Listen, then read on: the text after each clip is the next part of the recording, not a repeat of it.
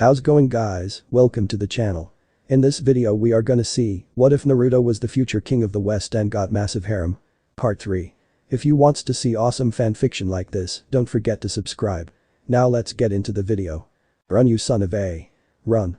Naruto screamed at his new best friend bodyguard, Kuchulin, Akatsuki. After their fight, Naruto quickly welcomed him as his new friend and in turn he swore to serve him. What the do you think I'm doing? Satanta screamed back. The two was currently running away from a herd of magical creatures. Apparently, Naruto wanted to play with the animals but got more than what he was expecting. Of course they could have killed them, but they were here to see the animals, not hunt them down. We're running out of room. Satanta pointed out as he noticed the cliff in front of them. Jump. Naruto shouted at him. Doing as he say, Satanta jumped right after Naruto. Both landed into the lake at the bottom of the cliff. The two swam to land and took a breather. I hope you're happy. Satanta told him grumpily. How was I supposed to know that they will attack us right off the back? He retorted. I warn you that they were territorial creatures.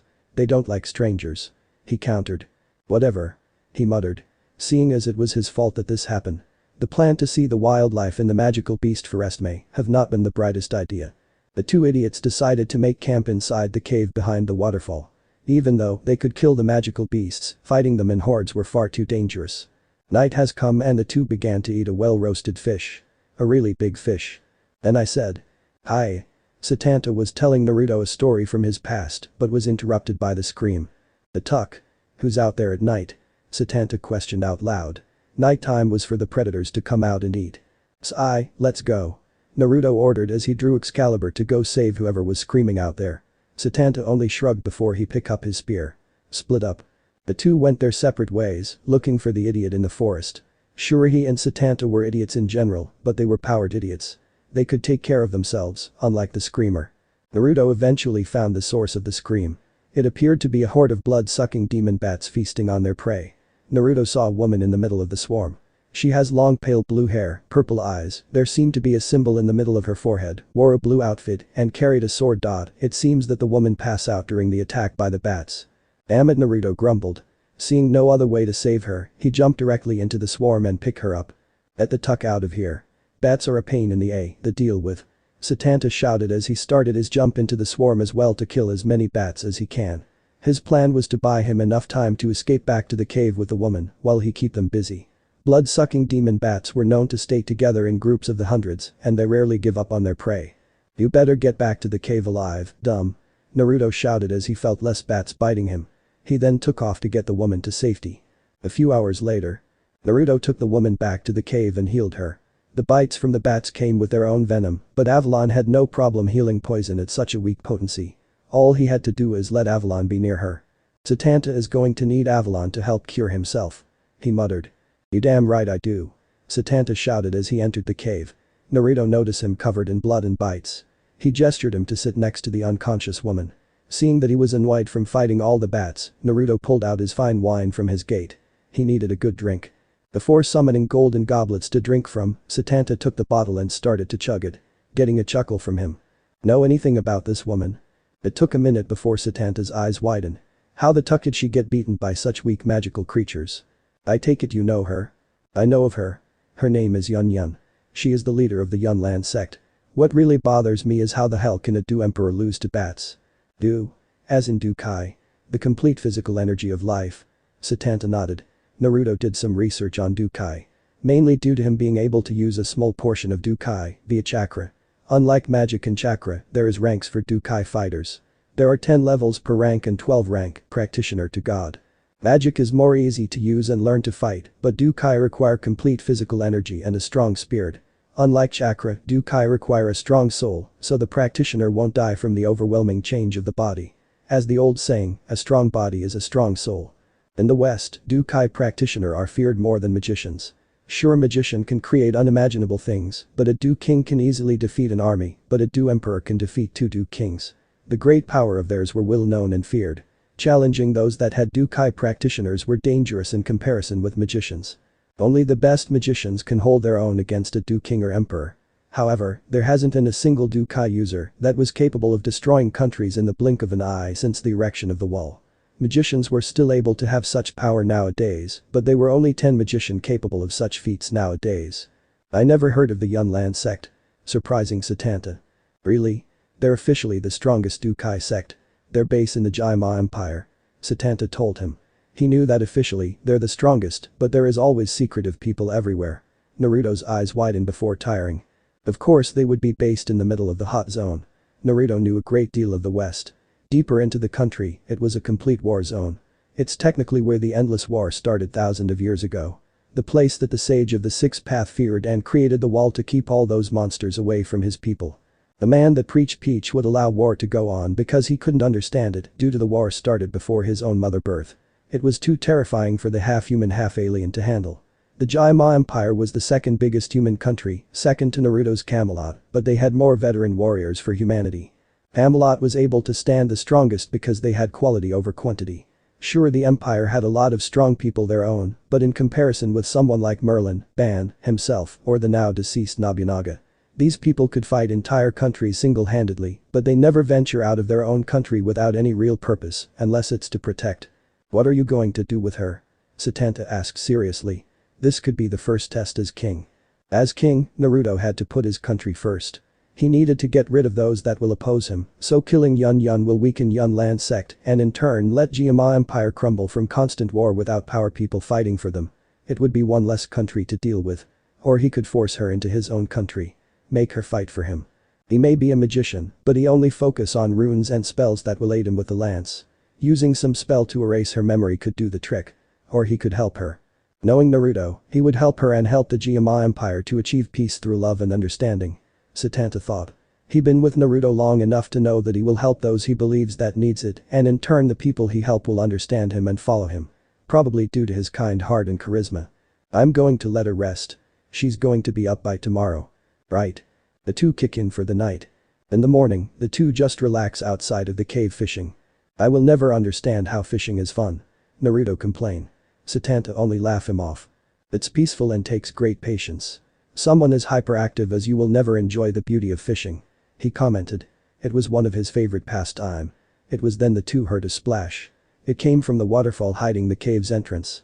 It was Yan Yan and she didn't look happy, but she didn't look angry at the same time. She looked indifferent as she stared at the two.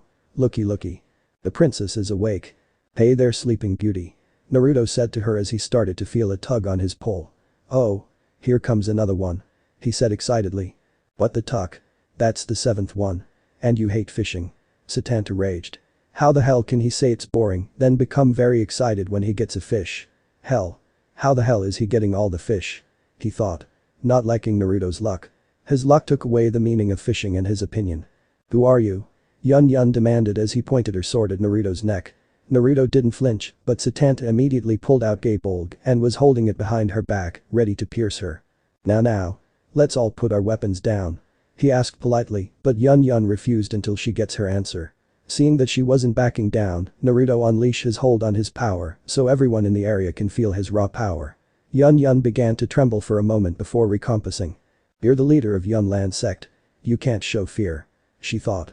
Feeling his power, she knew that she won't be able to beat him, but she has her reputation to protect. She lowered her weapon. Then Satanta lowered his, but kept a close eye on her. He swore to serve and protect Naruto, and that is what he would do. Now let's all just relax and enjoy a nice roast fish well fishes. As he gestured to all the fish he and Satanta caught. Before she could object to this.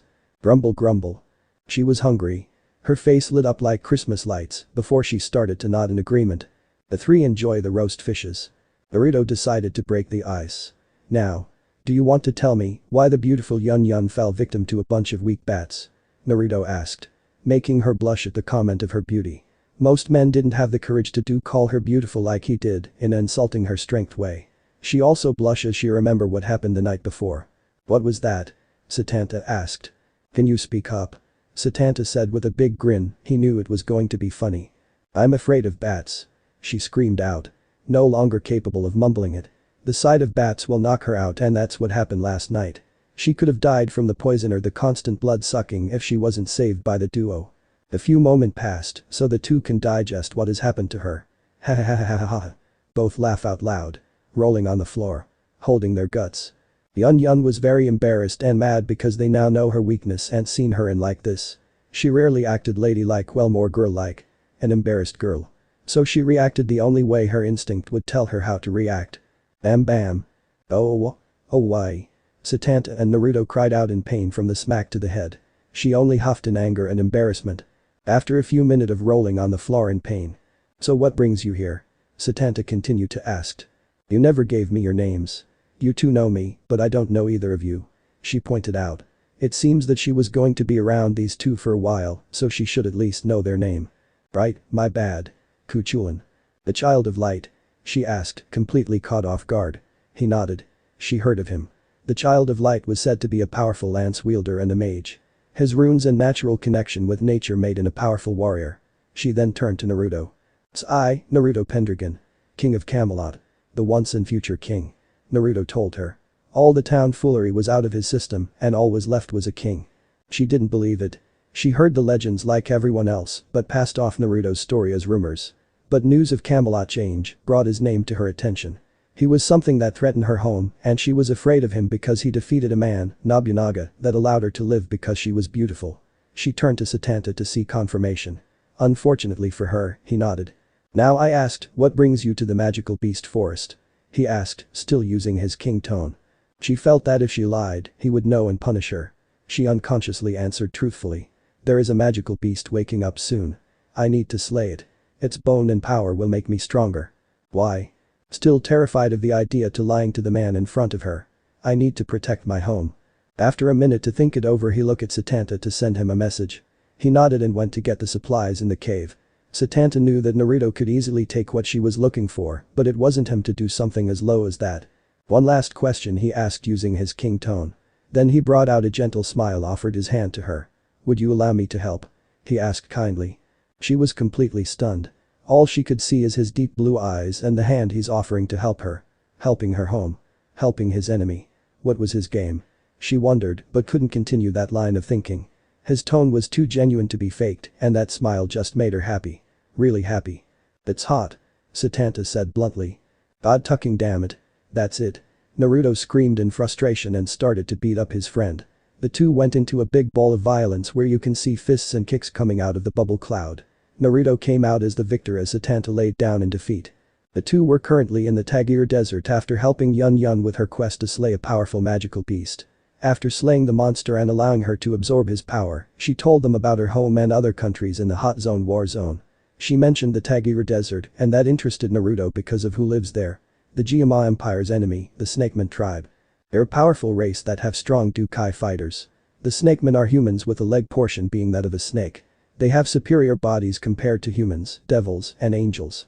The only race that are considered superior in body is ghouls and demons, but they rarely venture out of their own territory unless they are marching to a great battle.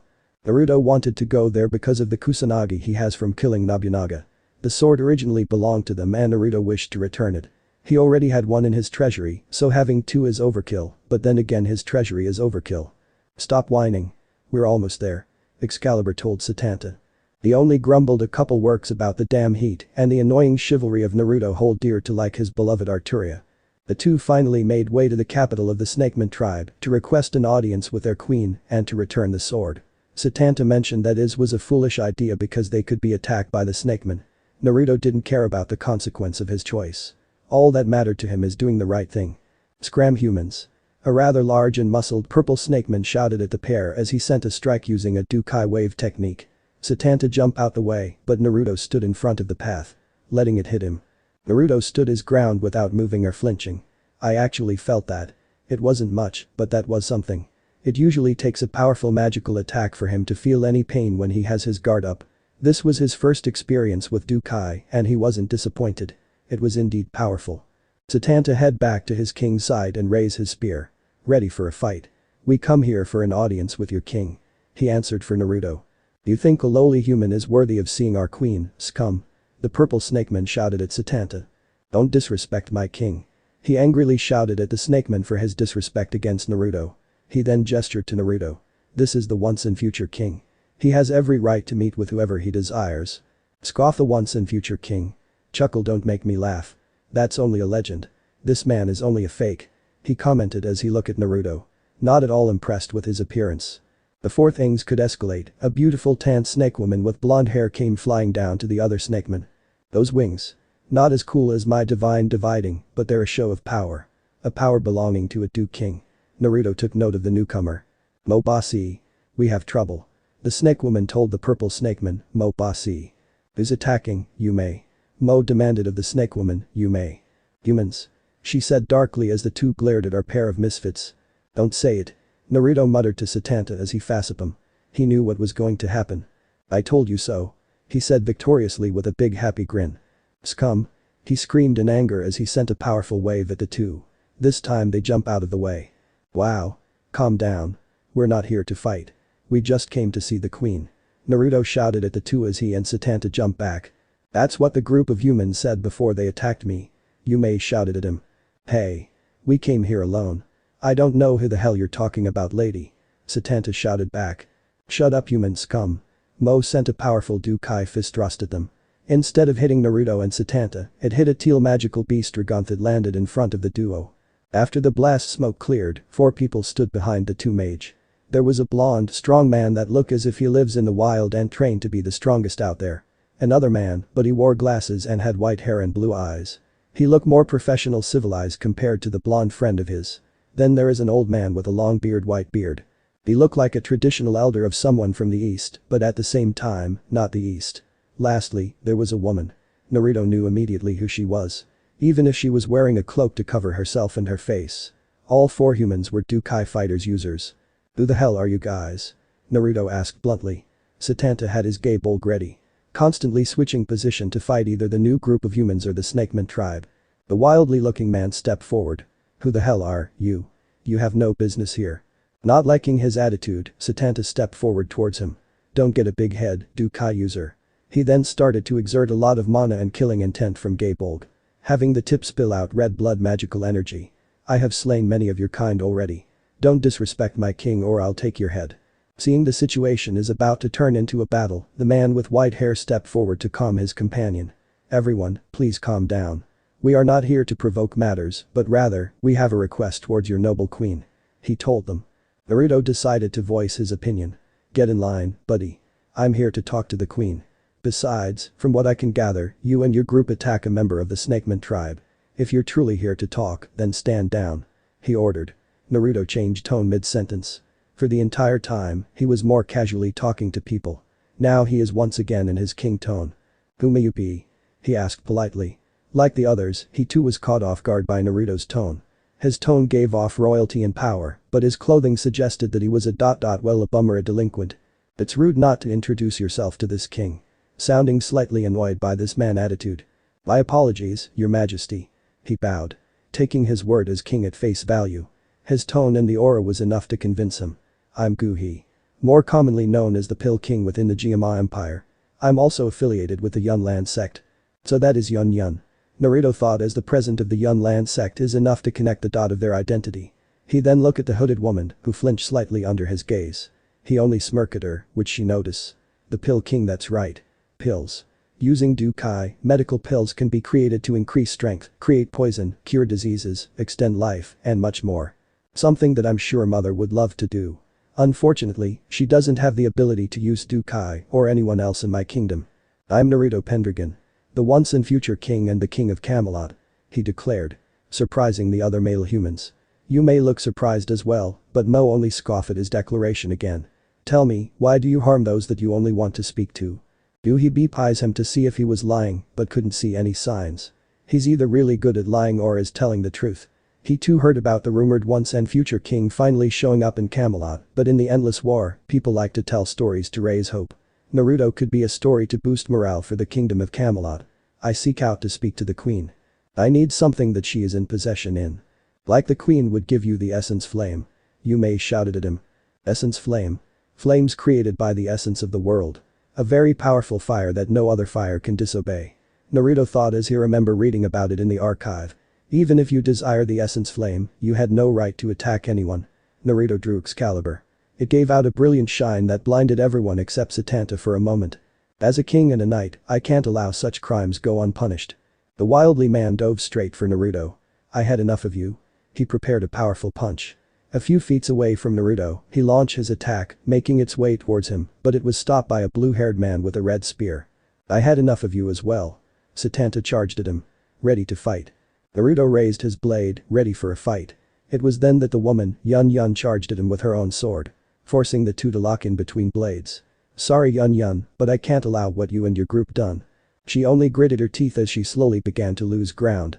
Even though she fought Nobunaga and lost, she was only a Do king at the time. Now she is a Do emperor, and it seems that her power haven't changed because she's losing to Naruto. Why? The Snakeman tribe are a cruel race. They deserve no better treatment. Naruto won the clash and sent her back, to which the old man caught her. "True, but my honor refused to let you harm the Snakeman tribe. Do to others as you would have them do to you." Luke 6:31, the Bible. "I will treat anyone as I wish to be treated. No matter of their past crimes. There is still hope for a better future, and I won't allow emotions to cloud that future." Naruto charged at the two. Naruto's quote on the Bible surprised the snake men watching. They only respect strength and won't bow down to the weak. Some began to respect Naruto because he wasn't here to disrespect them or hurt them like others in the past. Before Naruto clash with the old man and Yan Lan, a powerful energy source came from the palace of the village. Shocking everyone. Out came a purple shining light and a large purple snake floating into the sky.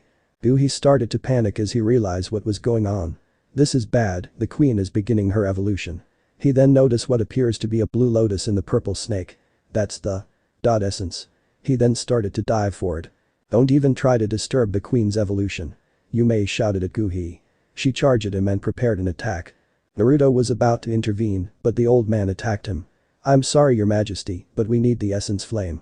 Giving Yan Lan the opportunity to fly towards Yume and stop her from attacking Guhi. Everyone went into a brief battle with one another. Once Guhi reached the queen's palace, he blocked by an energy barrier. He grew frustrated for not getting the essence flame. "Something is wrong," Naruto muttered as he sent something off with the queen. This is a rare moment and Naruto didn't have the knowledge of what is going on, but his instinct told him that something was wrong. Then it was proven right when the giant snake began attacking everyone, sending anyone close by away. "The queen!" Mo shouted in terror as many other snakemen. Something was wrong with their leader. Naruto walked forward towards the destruction as everyone began to flee. "The power is consuming her," Naruto told Mo. "Human. Is there something you can do to save our queen?" he asked, almost begging. "I have something. Just get everyone to safety." He nodded as he, Yume and other snake men began to evacuate the area. "Satanta," he shouted to his friend, who won his battle. Thankfully, not killing the wildly man. "Hold the line." He nodded. Vanishing dragon. Balance breaker. Naruto transform into Albian scale mail. Catching the eyes of everyone that hasn't seen it. It inspire hope to people of saving the village. Naruto. Her power is going out of control. Albian soul fragment spoke to Naruto. The essence flame is consuming her. It will kill her soon. "I know. I need to contain all the excess power. Think you can handle the power of a snake and fire?" "I'm a dragon. There is nothing that I can't handle." Naruto broke through the barrier protecting the queen with ease. Once he was touching the queen, he began to divide her power, making the evolution process easier to go through without the overwhelming power. "That's his power." Yan Lan muttered in awe. During their time at the magical beast forest, Naruto only showed his power with a sword. This was something else. Soon the lights died down and the large snake began to disappear. Naruto flew back to where everyone was gathered and what appeared to be the other leaders of the snakemen waiting for him to arrive. Naruto carried back a young red-eyed woman to them. Once he landed and dispelled his armor. "Is this your queen?" he asked. Unsure if she was it or not because of how young she was. Naruto is considered the youngest king, but his circumstance was unique. The queen was supposed to be a mature or beautiful woman, not an adorable bordering sexy teen. "Do you understand the mission?" a dark voice asked. A picture of Naruto Pendragon was given to the unknown by the voice. "Eliminate," was the only word spoken by the unknown as a slash appeared on the picture. "You will eliminate Pendragon when our operative begins his attack." "Understood." Holy GMA City, GMA Empire's capital. "I told you it was a bad idea." Satanta screamed at Naruto, punching him in the face. After returning the queen of the Snakeman tribe, Naruto brought out the Kusanagi and returned it to them. However, they were not happy with human strangers being on their land, but they were the one that saved their queen, so they allowed them on their land. Then the problem came with Yan Lan. She along with people of the GMA Empire. They attacked them and they wanted retribution, but Naruto wouldn't allow that. He gave them one warning that attacking Yan Lan would make him their enemy. Naruto thought that would work, but he was wrong. They attacked both him, Satanta, and Yan Lan. The two were about to fight them to the death, but Naruto grabbed them both by the back of their collar and screamed "Book it." The three were chased for a few hours, but Naruto managed to fly them all out of the Tagir desert. Yan Lan was grateful for their assistance and offered them safety within the GMA Empire. To give them time to rest and think about their next destination. Naruto got up from the punch from his friend. Satanta was against the idea of allowing Naruto to come to the Empire, but now they're in the capital. This is literally the heart of enemy territory. He shouted at the blonde. How stupid can you get? I mean, traveling is one thing, but traveling into enemy territory, much less their capital. They will kill you. He spoken unusually. He is usually a casual man that enjoys a good fight, but he takes his sense of duty seriously. He swore to serve and protect Naruto, but he was having trouble doing that when the idiot jumps headfirst into danger. At first it was fun and all, but there was no limit to how far Naruto was willing to risk his life for the dumbest reason. Ma. Yan Lan promise us safety here. Naruto tried to reassure him.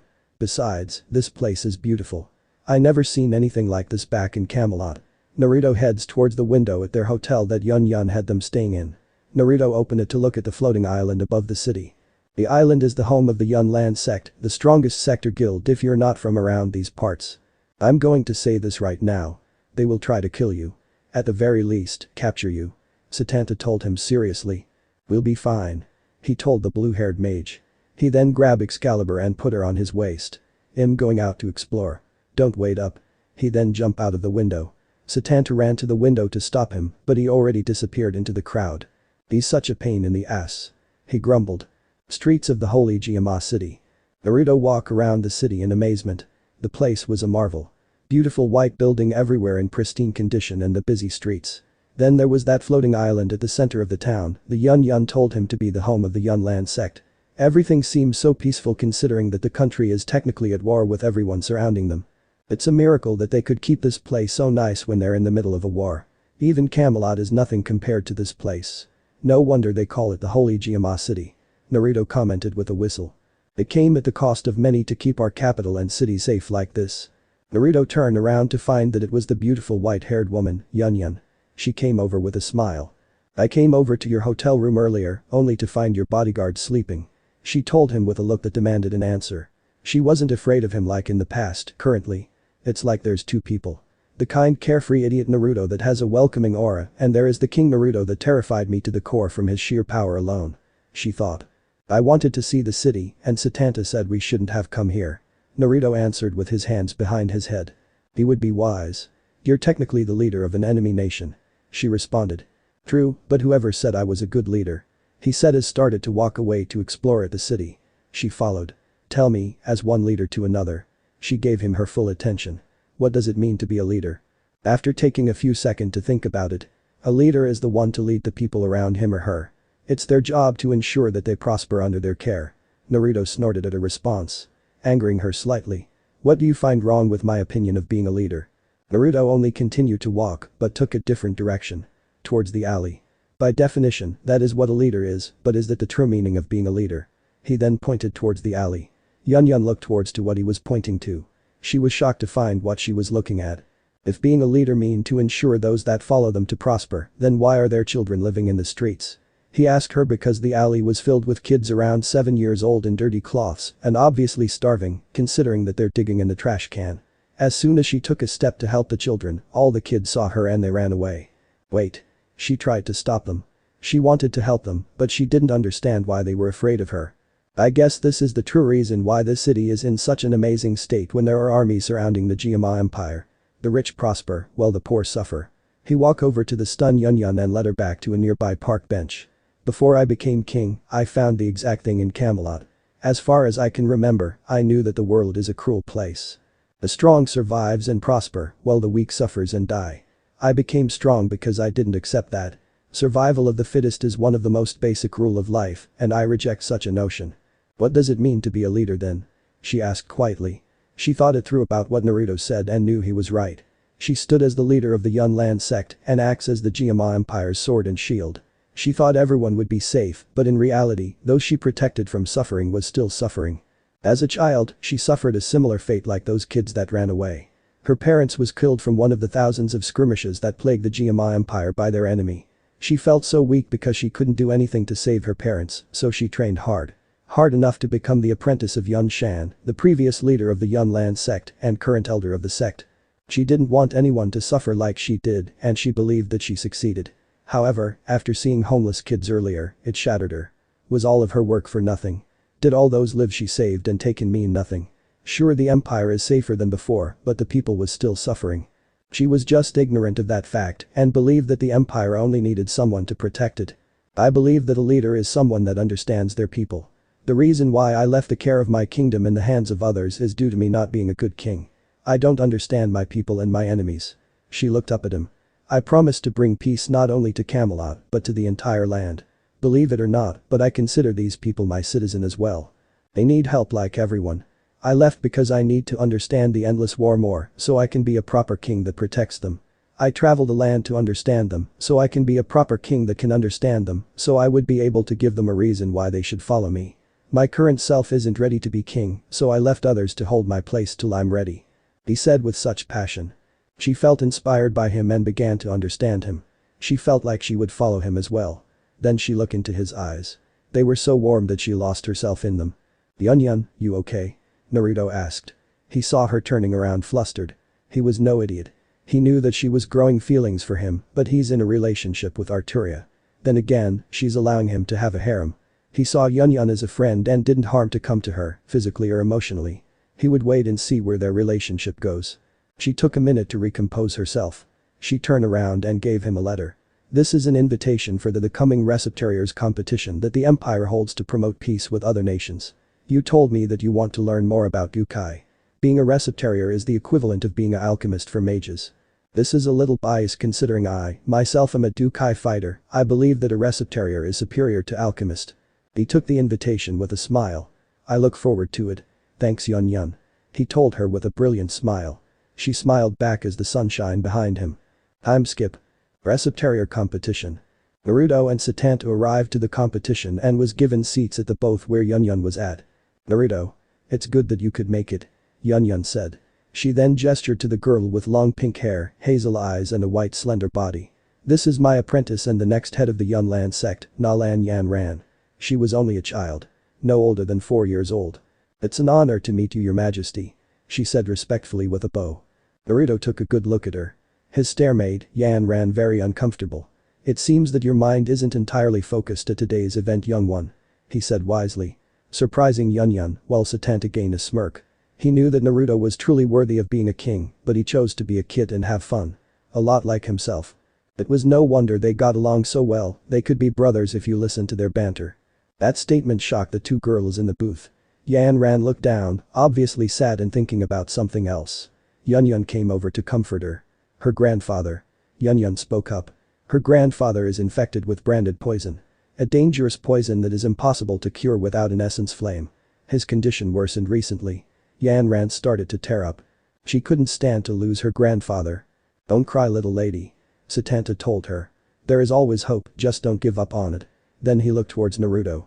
Besides, I'm sure that my king is more than willing to help. Surprising both. Knowledge of Naruto being king of Camelot was known to a few, and Yan made sure to let them know that he was her personal guest while here. Naruto closed his eyes and thought about the situation.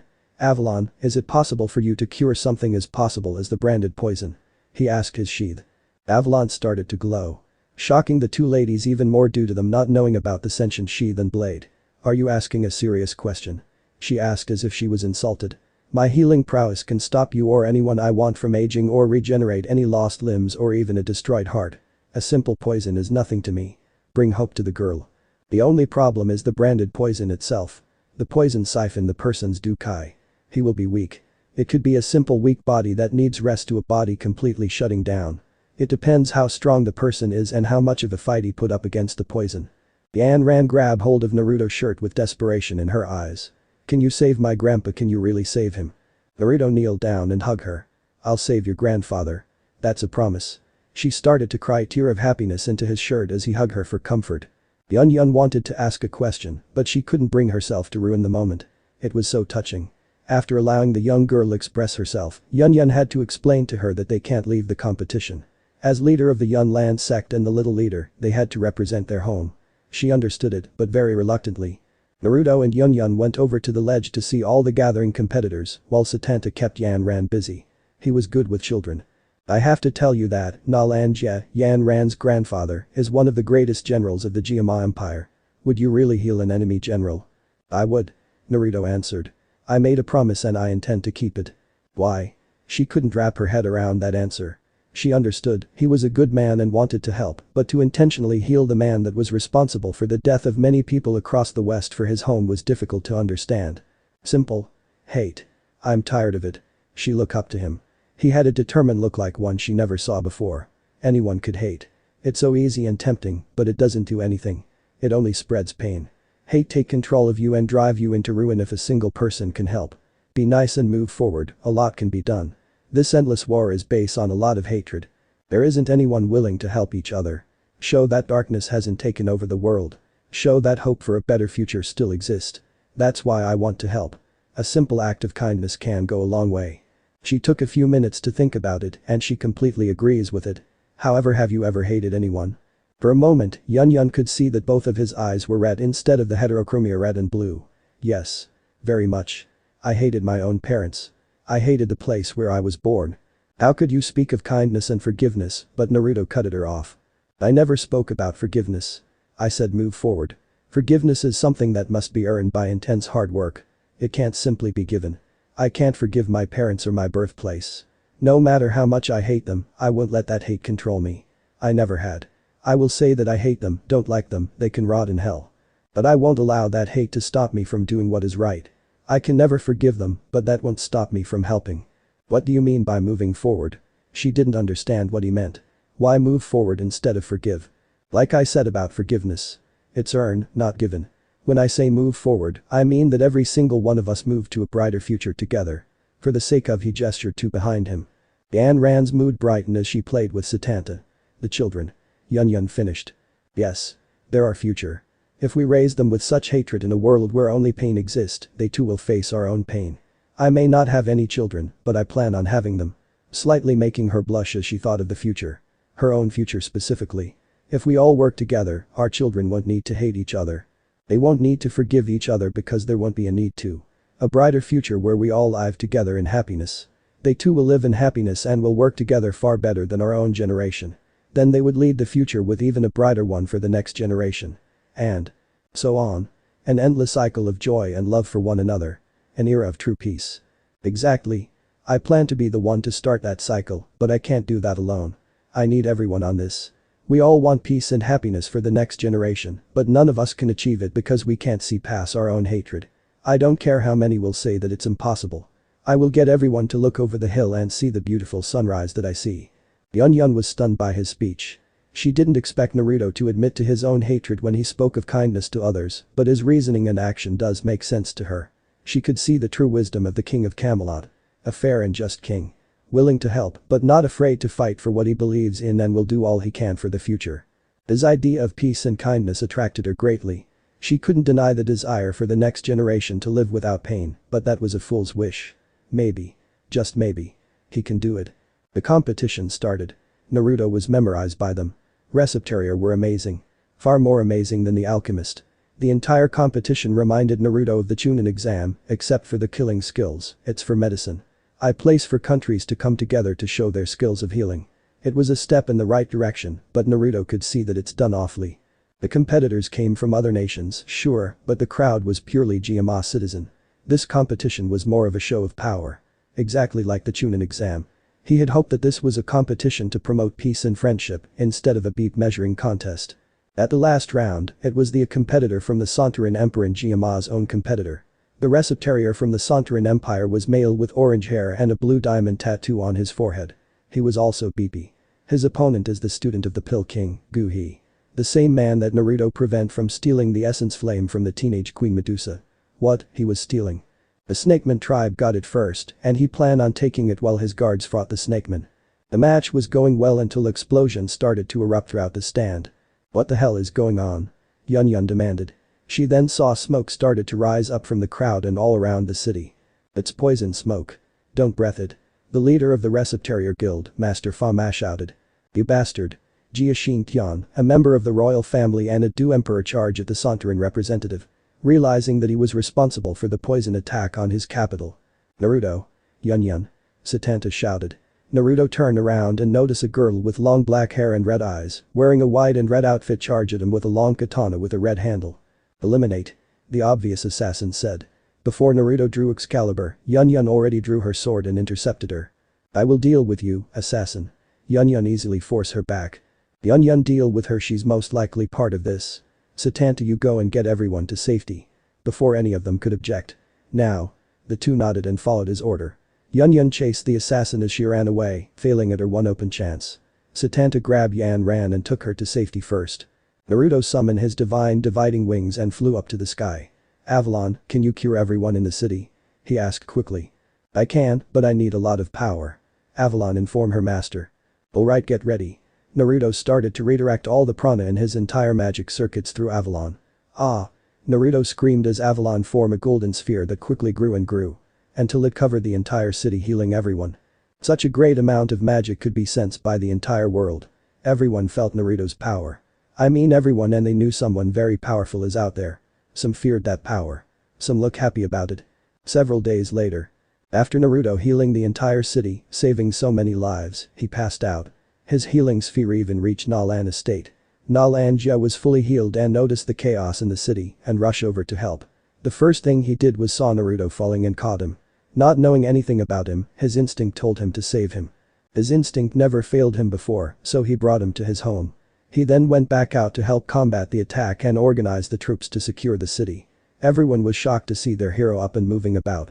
Eventually, the GMA Empire managed to deal with the attack. It was only an attack of poison on the city. The plan was to poison as many people to weaken the empire by the Sontaran Empire.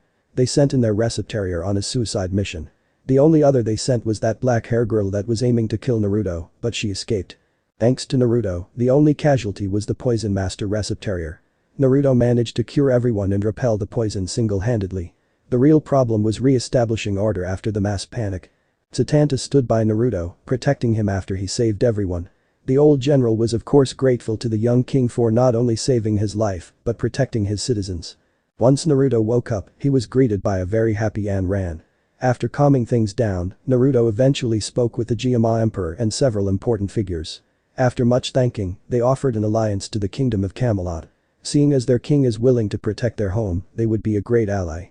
Naruto happily accepted, which brought joy to everyone in the chamber. Even old man Nalan was happy and giving him strong pats on the back.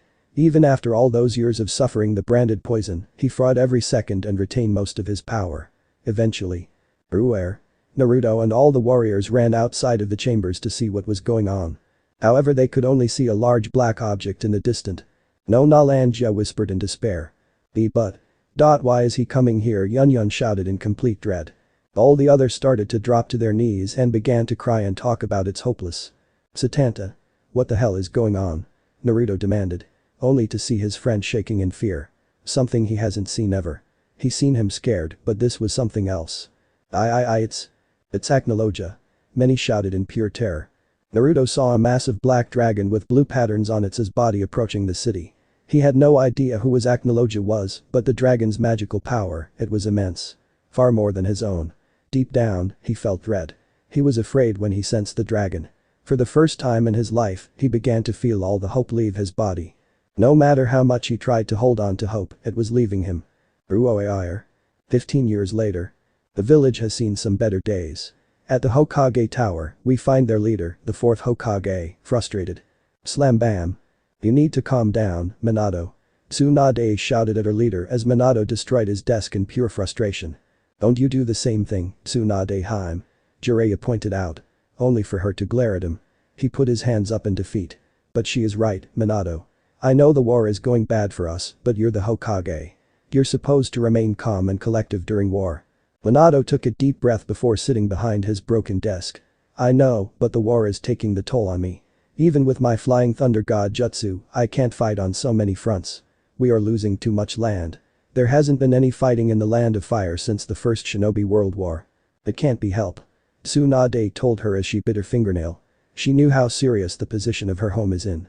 We're facing many enemies and we don't have any trained Jinchuriki to use against them. Kushina and Mito may have the QB's chakra, but they can't control it. Even if we have the strongest Bijuu on our side and two at that, we're losing because they're more like paper bombs than proper Jinchuriki. I don't understand it. Did you forget?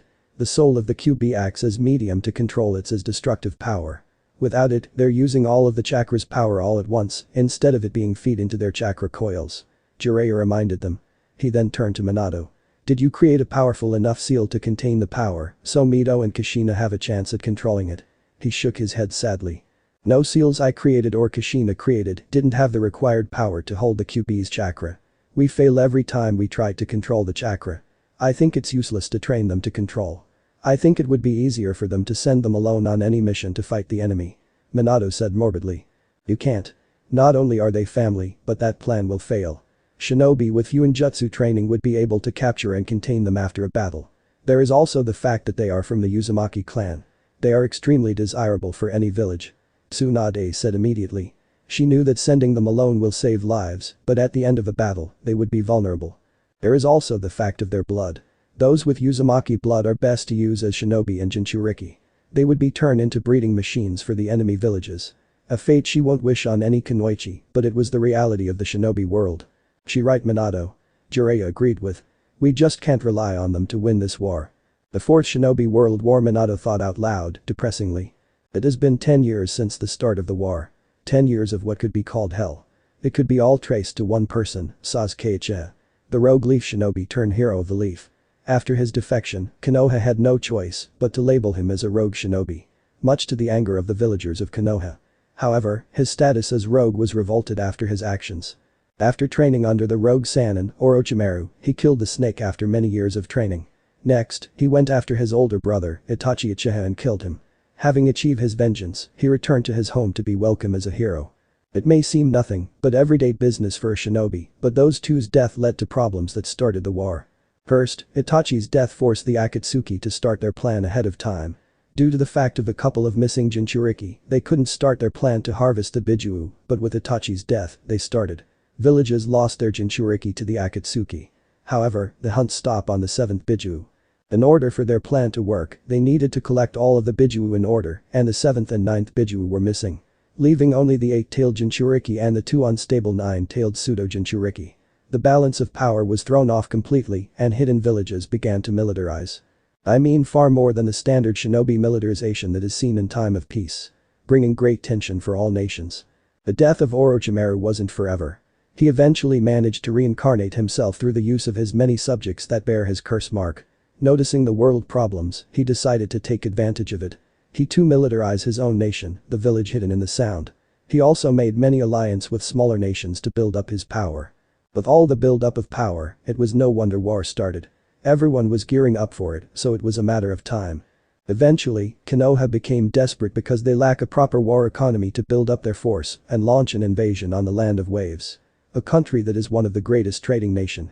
Sunna and Kiri sent aid to defend the nation from the invasion of Konoha, while Orochimaru's alliance, Kumo, and Iwa, launched an attack on Konoha's border. The reason for all their action is due to the land of waves being a neutral nation and serve as a trading nation for all nation. None of the other 4 of the 5 great nations could allow this to happen. It will affect their own economy. After the failed invasion, the 4th Shinobi World War officially began. The land of waves survived the invasion thanks to the great shinobi villages, but to their disappointment, they remained neutral in this conflict. Kiri and Sunna remained neutral in the war as well.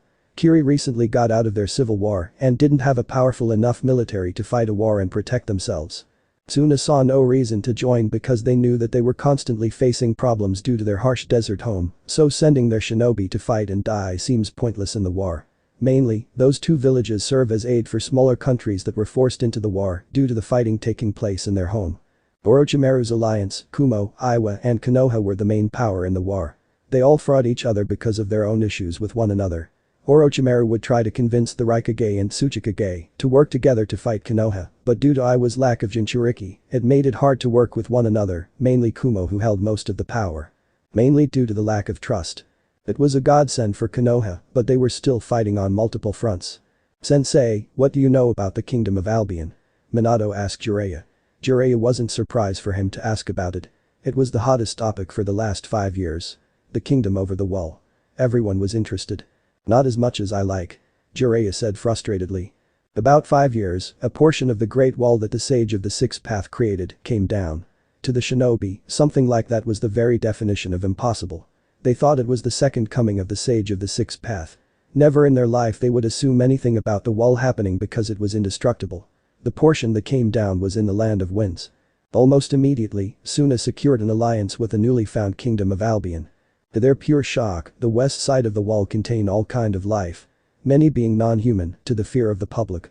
Everyone wanted to know about the west, but very few learned the truth.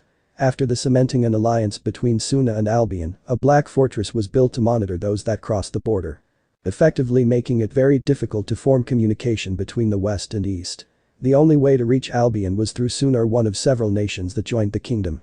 The only well-known fact about Albian is that they were in an endless war that lasted longer than the Shinobi's earliest history, and it only came to an end recently due to the prophecy of the once and future king coming true.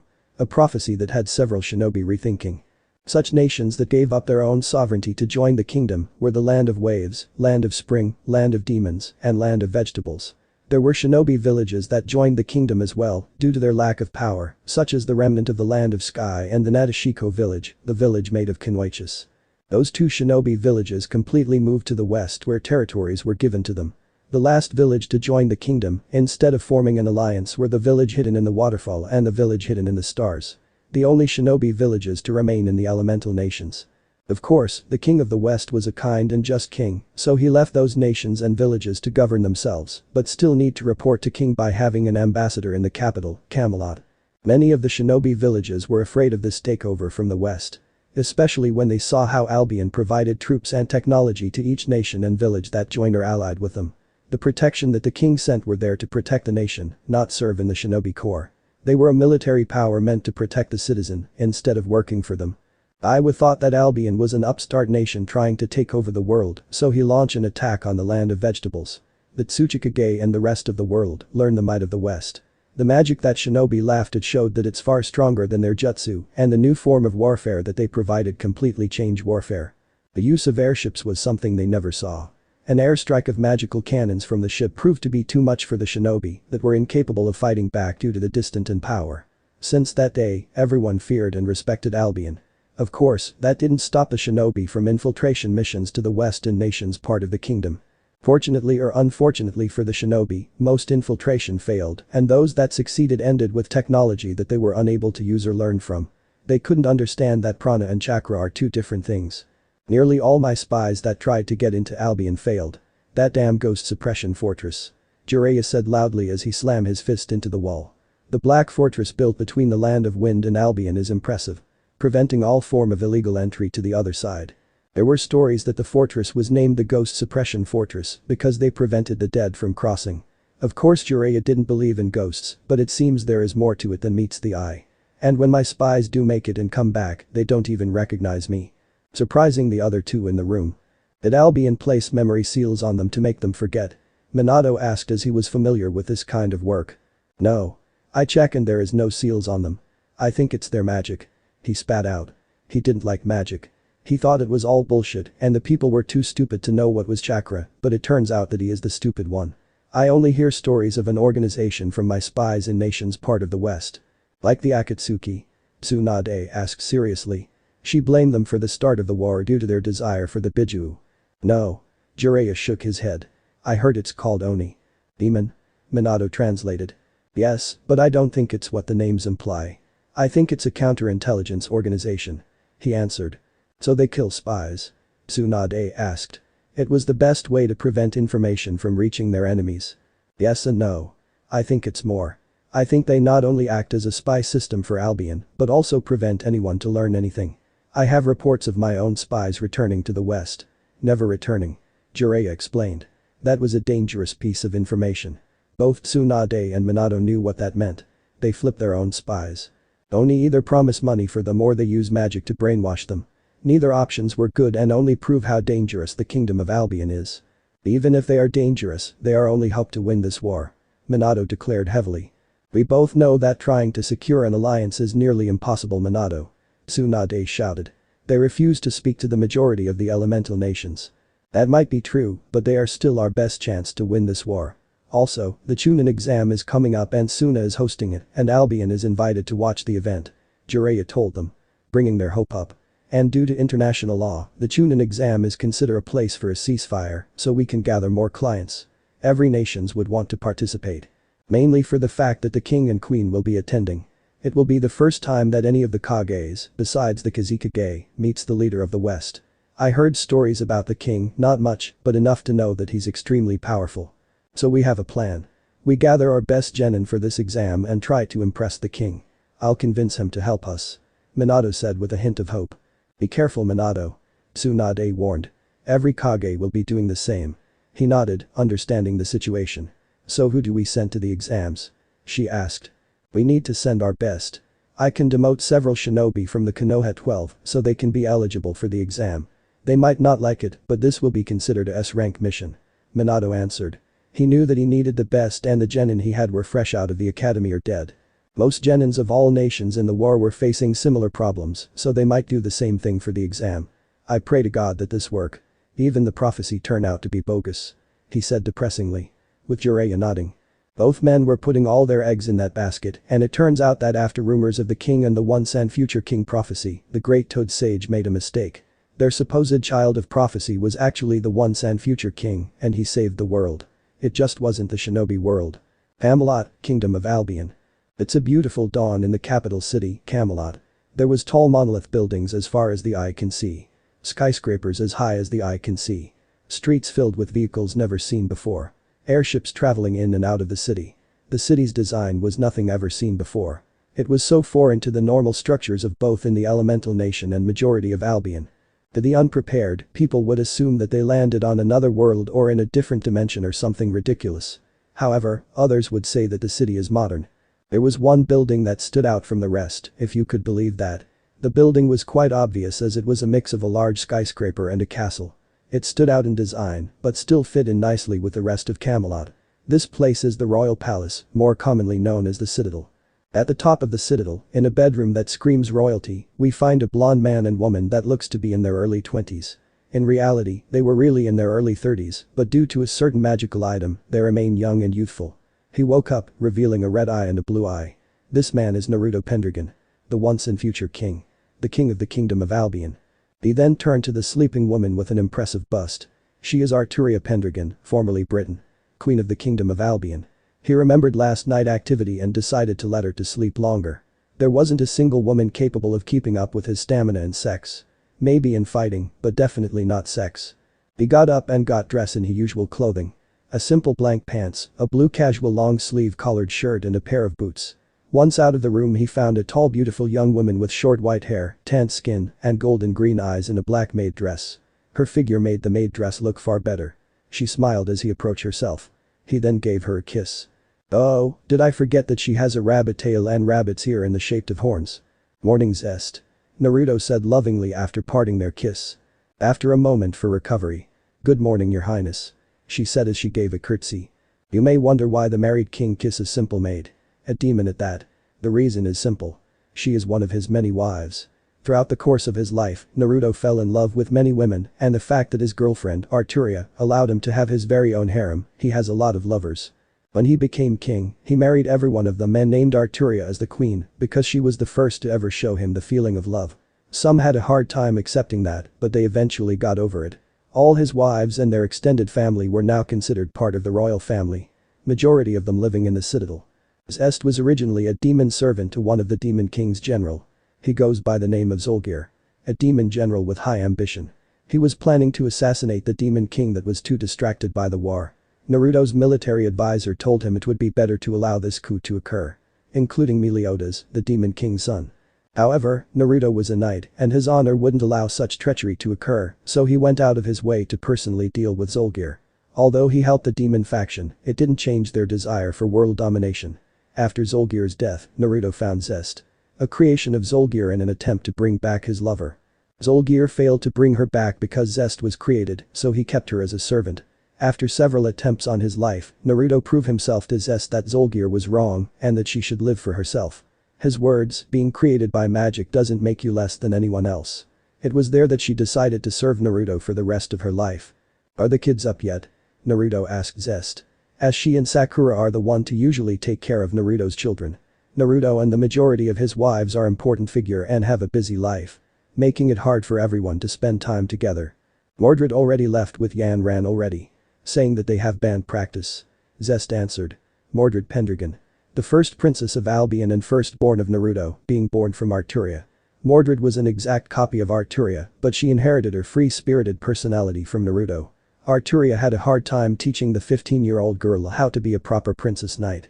Since the war ended, children that trained themselves to become warriors had a lot of extra time nowadays. Yan Lan is Yunyun's apprentice, and Yunyun did marry Naruto.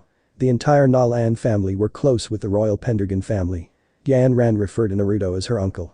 After the war and a decrease in training regiment, she decided to spend time having fun. She made friends with other kids her age and was close to Mordred. Later, they formed their own all-girl band, Girls Dead Monster or Girl Demo for short. It's a popular band, and the fact that they had a real princess to get better gigs didn't help. Mikoto has left with her mother to attend their training session. Zest finish. Mikoto Pendragon, second princess of Albian. Daughter of Rin Pendragon, formerly Tasaka. Mikoto has chestnut hair, chestnut eyes, and is often seen wearing a small hair clip. Her appearance stems from Rin's and Sakura's mother, but her personality is more of a mix between Naruto and Rin. Mikoto is short-tempered and prideful like her mother and express herself to the fullest that seems tomboyish like her father. However, what really sticks out is her powers. Unlike Mordred, her older sister by a few days, she has magic. Her magic is heavily focused on controlling electricity to frightening degrees. Most likely due to the combination of Pendragon's and Tasaka's blood coursing through her veins. These two half-sisters were born on the same week because they were conceived during the same night. Mordred became a knight much like both of her parents. Her magical abilities is limited, but that doesn't make her weak. She is proficient with her holy sword given by her father, Clarent. She also learned her mother's magic spells and techniques. On the other hand, Mikoto learned how to control her power of electricity from her mother, Rin. Her control over electricity easily rivals those of that use Slayer magic, maybe surpassing them. She is known as Railgun due to her signature move. The use of electricity to propel a metal projectile at an incredible speed with devastating damage. A technique she developed with the help of Azazel of the Fallen Angels. The Fallen Angel. The angel that fell and their pure white wing turned pitch black. They were one faction that fought in the Endless War and the later dubbed Unity War. He was one of the first faction to join Naruto's faction once Naruto began to prove himself. Naruto smiled at Zest's information. Thanks. The girls are definitely growing up, he said with a chuckle. She smiled as well. They are, but do not fret. She grabbed his collar and brought him in for a passionate kiss. There are still many of us that loves you that have yet to bear a child. We only wait for you, Naruto, she said seductively. Then she left while swaying her hip. Naruto was memorized for a moment. He then started to chuckle. What a woman. Naruto then head towards the elevator teleporter. Naruto decided to head up to the roof's balcony. Out there he stared at his city. Hard to believe that this was once a wasteland. Naruto thought out loud. To learn about what Naruto meant, we need to start at the beginning. 15 years ago. The moment that the history book stated was the Unity War. Something he could agree with. After all, he was there for the first battle. The battle with Aknologia. The most feared being in the world. Aknologia attacked the holy GMA city. Naruto along with the city's defender fought valiantly against Aknologia. A battle that was considered a victory. Well, a Pyrrhic victory. The city was destroyed and a lot of people died. However, they survived and that was never heard of before. After the battle, all the survivor made way to Camelot where they were welcome and Naruto returned to take command of his kingdom. Of course news of their survivor spread. The story only contributed to Naruto's reputation because he was the prophecy's once and future king. There was the simple fact that no one survives Aknologia. Period. This news was worth the attention of everyone in the West. The black dragon that terrorized the world couldn't wipe out a city. It was unheard of. The only time that this happened was when Aknologia challenged both Drake and Albian. He was able to match one of the heavenly dragon, but not both. To survive Aknologia is a sign of great power. A power that made everyone focus their attention on Naruto Pendragon and Camelot. Naruto began to mobilize his army to protect all of Camelot and the territories that joined them. Before any actual full-scale battles, something unexpected came. Well expected from Camelot's court mage, Merlin. The angel faction came to Camelot and offered their full service to Naruto. As the once and future king, the chosen hero by God to lead humanity, the angels went to serve the one favored by God. The angels are a unique creature. They are creatures created by God. To serve God. One day, God decided to separate the spirit and body of the angels. Sending the bodies to the mortal world while leaving the spirit in the afterlife. They were sent down to learn about life and live for themselves. Although they live amongst them, they still held on to their love for God, so their knowledge about God's prophecy meant a great deal to them. Which in turn gave Naruto a powerful army and good friends. The first great battle, not including the Battle of the Holy GMA City, was with the Devil faction. A faction that originally came from the angels. Like the fallen angels, devils fell, but became more twisted and darker. The first fallen, Lucifer, led his followers to start their own faction that will be known as the Devil faction. Their power was great that they managed to create their own dimension like the angels. They created their own version of the underworld like how the angels created a replica of heaven. The fallen angels lived on earth with the rest of the race. The reason why devils weren't as powerful as their counterpart that God created, demons, was due to their own inner problem. They mainly fought amongst themselves like demons, but far more. Demons are creatures of darkness, but devils are creatures of sin. They fell to their own sin which made them inferior to the demons. The battle was a success for the United Army, Naruto's army. The devils lost many of their kind and retreated back to the underworld. The next battle was one that the United Army lost. They faced off against a large demon invasion. The demon clan took heavy loss, but won at the end. In turn, they gained a lot of territory and races were under their control. After the loss where Naruto was regrouping with his generals, the Sontaran Empire sent their greatest general, General Esdeath, to attack the weakened Camelot. A battle that Naruto, Archangel Michael, friends, and the 7 deadly sins countered by themselves. They force Esdeath's army to retreat. Since that day, Esdeath fell in love with Naruto due to his brilliant tactics and power. The day where she swore to make him hers. Before any more danger facing Naruto, a few more faction decided to join Naruto. Azazel and his fallen angel was one faction that joined. They may have fallen, but they were still angels and had some love for God. The majority of the leadership of Grigori were tired of all the war and deaths, so they joined Naruto's attempt to end the war. Of course there was the hope that their father wasn't wrong about Naruto. The other faction that joined were the fairies and a few more territories that once belonged to the GMA Empire. With GMA Empire's capital's destruction, the entire empire fell apart. But the newfound strength, Naruto and his generals were able to launch multiple attacks and invasions. They hit both the Demon Clan and Devil faction. Their weakness is light magic, a form of magic that is common with the angels and fallen angels. Naruto led a campaign to reclaim the rest of the GMA Empire that was claimed by the Sontaran Empire. Eventually taking out the empire itself. Not without help of course. Naruto ran into the assassin from the Holy GMA City. She was the empire's best assassin, Akame. Akame of the demon. Her sword, Murasame, is a demonic sword with the ability to kill with a single cut. The sword has a powerful curse where a cut from it will send a lethal poison to the one that is cut by it. Naruto changed Akame and she fought for him. She along with others that were tired of the empire's oppressive nature, fought against it and fought for Naruto. During the campaign, Akame fell in love with Naruto because he was able to change her sister's mind and save her from her deteriorating body. In the last day of the war against the Sontaran Empire, Naruto challenged Esdeath to single combat. The challenge she lost and was imprisoned by Naruto. After the successful war against the corrupt empire, more people joined Naruto. He was actually bringing hope for people. Many of the Yokai faction joined Naruto and surprisingly an old friend joined. Taka Kirishima, the first ghoul Naruto met. She was leader of a large group of ghouls that was part of the reform faction of her race. Then came an attack from the ancient Ukai clans. These ancient clans held blood belonging to the first Dudai, a rank that the person becomes a mortal god. Anyone having the blood of a Dudai coursing through their vein, they became very powerful, very quickly. This being the ancient clans. An attack led by Xiaoyan and his wife Shun'er. The battle were intense, but with the help of Yunyun, they managed to force them away. The battle would continue for the rest of the war. Eventually, Naruto managed to change Xiaoyan and his wife. They were raised to hold on to the old ways, but Naruto convinced them that the world is going to change with or without them. They along with a great deal of clan members from the Gu clan and Xiao clan joined. Soon came that they surrendered. When someone surrendered to Naruto, they don't die or be imprisoned unless they committed a grave crime.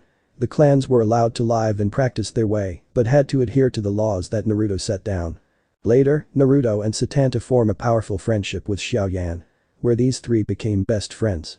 They were commonly called the Three Idiots by their friends' family or the Three Stars of Camelot by the public. Battle after battle. Lost after lost. The war dragged on for years. Many began to lose hope for the end of the endless war. Eventually, Naruto decided to rethink about their prisoner. Naruto managed to flip a good amount of them, including Esdeath. Which she and all the other reform monsters led Naruto's army to victory against the remaining factions that refused to change, the Devils and Demon Clan. However, the Devils faced civil war when the people wanted to end the war and join Naruto. The old Satan faction wanted to continue the fight, but with Naruto's aid, he managed to win the civil war for the new Satan faction, where new leaders took up the title of Lucifer, Leviathan, Asmodeus, and Beelzebub, then joined the United Army. These four were Surzich's Lucifer, formerly Gremory. A very powerful devil, known as a super devil. His power was able to destroy countries like Naruto. He also became a good friend. Ajuka Beelzebub, formerly Astaroth. Another super devil, but his true power came from his mind. He was the one, along with Azazel, to create a grade of modern technology that Camelot have today.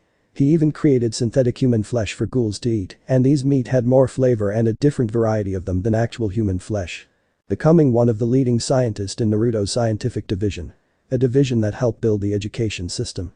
With their help, Naruto made an education system where all children were required to attend school at the age 4 for 7 years. There they learn English, math, science, history, etc. Later they chose where to go at age 11. They go to a training school for mage, knight, dukai, and etc. or a normal school where they continue to learn more. This education system gave the chance for children to be safe and happy while learning about the world. Something that Naruto didn't have in the Shinobi Academy where they were mainly taught how to be a shinobi. Shinobi didn't teach anything unless it involves how to be a shinobi like biology for knowing how to kill. Albian Asmodeus, formerly Glacial Ebolas. Not a super devil, but he's a strategic genius that won the new Satan faction a lot of battles and later on for the United Army. Seraphol Leviathan, formerly Citri. She was not the most powerful devil, but she is the most powerful female devil and has great control over ice. She later acted as head of foreign affairs. She would later fall in love with Naruto and marry him. Becoming Seraphol Pendragon where Surzich's wife would take the title of Leviathan later on, so she can officially be known as Surzich's wife instead of maid. Last came the Demon Clan. They launch a last-ditch invasion on Camelot where the Demon King led personally with the rest of his general. The battle lasted for weeks and destroyed Camelot, but the United Army won at the end where Meliodas killed his father and became the new Demon King of the new moderate faction. Naruto was able to save a lot of citizens but failed to protect his castle. He had to move the survivors into the ruins of the villages surrounding the castle of Camelot. It was there that things turned for a worst. Acnologia showed up. Naruto had all his friends and his army to abandon the ruined city of Camelot and himself and run for their lives. Including the two heavenly dragon, Albian and Drake, even if they were stronger than the black dragon. He wanted face Acnologia alone. All protested, especially his best friends, but at the end Albian and Drake force everyone to follow their king's order. Alone and facing a being capable of destroying the world. Naruto knew that this will be the last battle of the Unity War. He was happy. It was going to end with a bang. Just like how he wanted. Well, enough joking, he had an actual reason why he wanted to face Acnologia alone. He heard stories from village elders and from Michael, Azazel, and Surzich's about how Acnologia once was a human dragon slayer. He desired to protect a weak and innocent from dragons and other powerful race. However, like most first-generation dragon slayers, they lost themselves to their power. They died or went crazy and unfortunately, Acnologia went crazy. Naruto wanted to reawaken that heroic man. Acnologia was consumed by his own power and had no one to save himself from Sasuke. The battle lasted for nearly a month. In the head, Naruto beat some sense into the man-dragon and he remembered who he is and stopped fighting. At the entire surrounding area was a massive crater, but he was redeemed and later joined to help Naruto build a better future as a good friend. The war was finally over. Over 1,000 years of bloody war and it was finally over. The nightmare ended. The prayer for victory were answered. The kingdom of Albion was finally born. Naruto and everyone else led a massive rebuilding campaign all over the West. Starting with a massive crater that was known as Camelot. With wizards like Zest who had powerful terrain magic rebuild Camelot and all other devastated land all over the West. It was then that they started to focus on moving forward, like how Naruto told Yun all those years ago and they did. They all moved forward and were able to rebuild Camelot. Better than ever before. On the day that they finished rebuilding Camelot, they held a ceremony for crowning Naruto as King of Albion. The reason why he named it the Kingdom of Albion because it was Albion, the vanishing dragon that gave power to Naruto to help fulfill his dream. Naruto then used Drake as the symbol of his kingdom and red as the color of his knights. Even the Pendragon crest, a crest to symbolize the royal family, is based on Drake. It's been one hell of a long journey. Naruto said out loud after thinking about the long and bloody past. Naruto. A woman called out. She wore a dark sleeveless mini dress with a white collar and a red tie. She wears a red belt that has a red side skirt cover with red gauntlets. All over a black trench coat. She also wears it with long black socks and black shoes. This young and beautiful woman is Akame Pendragon. Oni's co-director. Naruto formed Oni as an intelligence organization that reported to the king. One that gathers intelligences for Naruto and prevent any from reaching the ears of dangerous people. They are spooks and damn good ones. The reason that Oni was created is due to the fact that Naruto knew that something dark will arise under Naruto's rule and in the future. The endless war came to an end, but conflict will still rise up. Mainly from the elemental nations in the east. Naruto knew that he and his family would be a beacon to shine hope to everyone. He would be casting a very large shadow for his enemy to gather strength. Oni was the demon that hid in the shadow of the beacon to eliminate anything that threatened the beacon itself. Naruto brought a came in for a kiss. It's been too long. You work too much. I don't get to spend time with you as much as I like. She smiled. I know, but I won't allow anyone harm you. No matter what. Just make sure to come back home in one piece. She nodded. So what do you have to tell me? Seeing you in your working clothes. He eyed her. It didn't look bad on her. It also acted as her casual clothes, without the gauntlets and coat.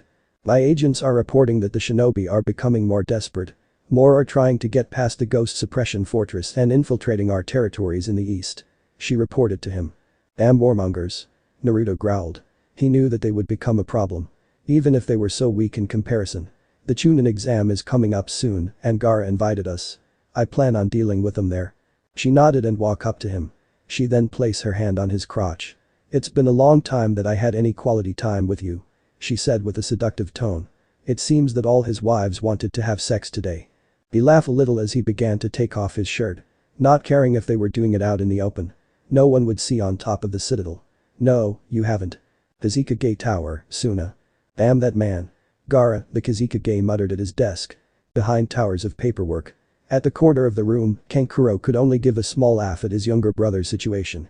Ever since the start of the alliance with Albian, Gaara had to deal with the endless stack of paperwork that needed his attention. All the changes and trading that came to his home was far more than he expected, and the upcoming Chunin exam being hosted in his home made the stack grow exponentially. It's not all that bad, Gaara. I mean, look at our home now. He gestured to the window behind him. The scenery was something you wouldn't expect in a desert. There was actually vegetation in the village. In the form of grass, trees, plant and more. As well as a lake inside the village. Of course, with this new idea of green in their sandy home, they had to expand and expand greatly they did. In comparison to all the other hidden villages, Sunna is the largest. Calling it a village would be inaccurate now, as it was more of a city. Of course nothing like Camelot, but still a city. Gaara could only scoff at his brother comment. I know that it's thanks to Naruto that our village prosper like never before. He then took a short break and looked out the window with his brother. His mages were able to change the very environment of not only our home, but portions of our country. The once desert country that depended on others for the trade needed to survive, now we have the ability to survive on our own. Then there is all the trading with Albian and their advanced technology. I'm grateful for that air conditioner machine. Kankuro said as he went up to the vent that blew in the cool air into the room. Something that his brother completely agreed with. Hell, that magic barrier over the entire village has lowered the temperature to a nice 70 degrees Fahrenheit. A nice cool temperature considering when the average temperature of the land of wind is usually above 100 degrees Fahrenheit. I'm more grateful for the forceful change to our culture. Gaara muttered. Kankuro sadly agreed with him. Ever since Naruto broke down the wall between his country and the West, Gaara welcomed them with open arms. After a reunion and a very long story, they went into diplomacy between the two nations. The first and foremost is the children's rights law. Naruto couldn't accept the entire child soldier way of life that the entire elemental nation use, so the first and foremost is to change their culture to address this issue. Many of Sunna's counselors were split on this decision. Gaara himself agreed with Naruto, due to him being a WMD as a child. Some counselors had children and didn't want their children to die early like so many in the past. Naruto threw in the incentive of providing weapons, technology, and soldier to Sunna in exchange to this change.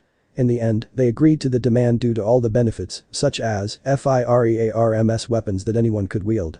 So adults without chakra were able to join the military to defend their home pills made by Receptarier that proved to be far better than any chakra-based healing, and airships for the use of aerial warfare and transport.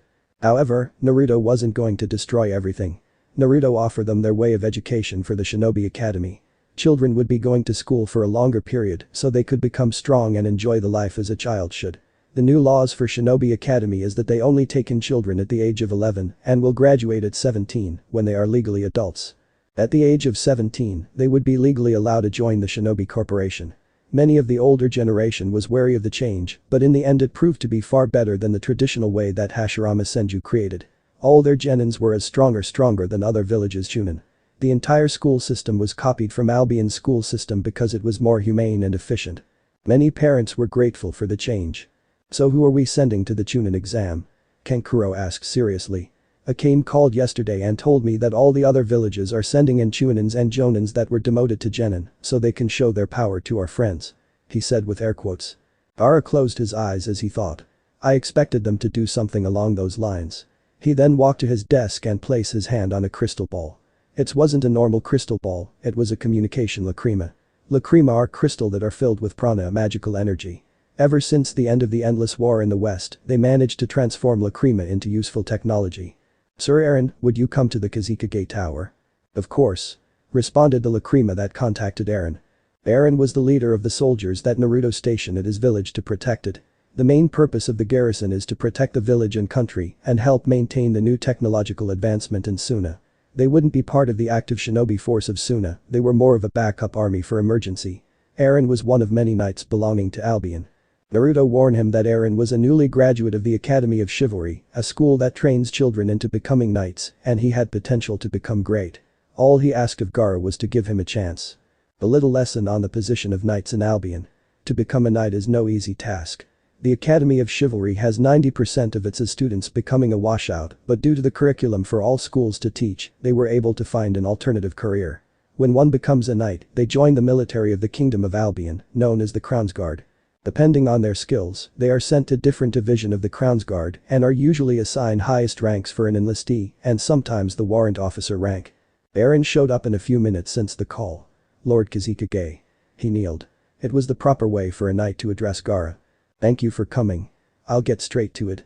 The Chunin exams are coming up and I want to know if it's possible to install a DDB into the arena. He asked. Gaara was referring to damage damper barrier, a magical barrier that lessen all form of attacks. DD barriers were used primary in schools, military bases, and tournaments to prevent accidental crippling attack or death. Of course, Lord Kazekage. It will take only several hours to properly set up one. I will only need to the level of reduction. He knew that the Chunin exam was another way to say advertisement, just in a more sick and bloody way.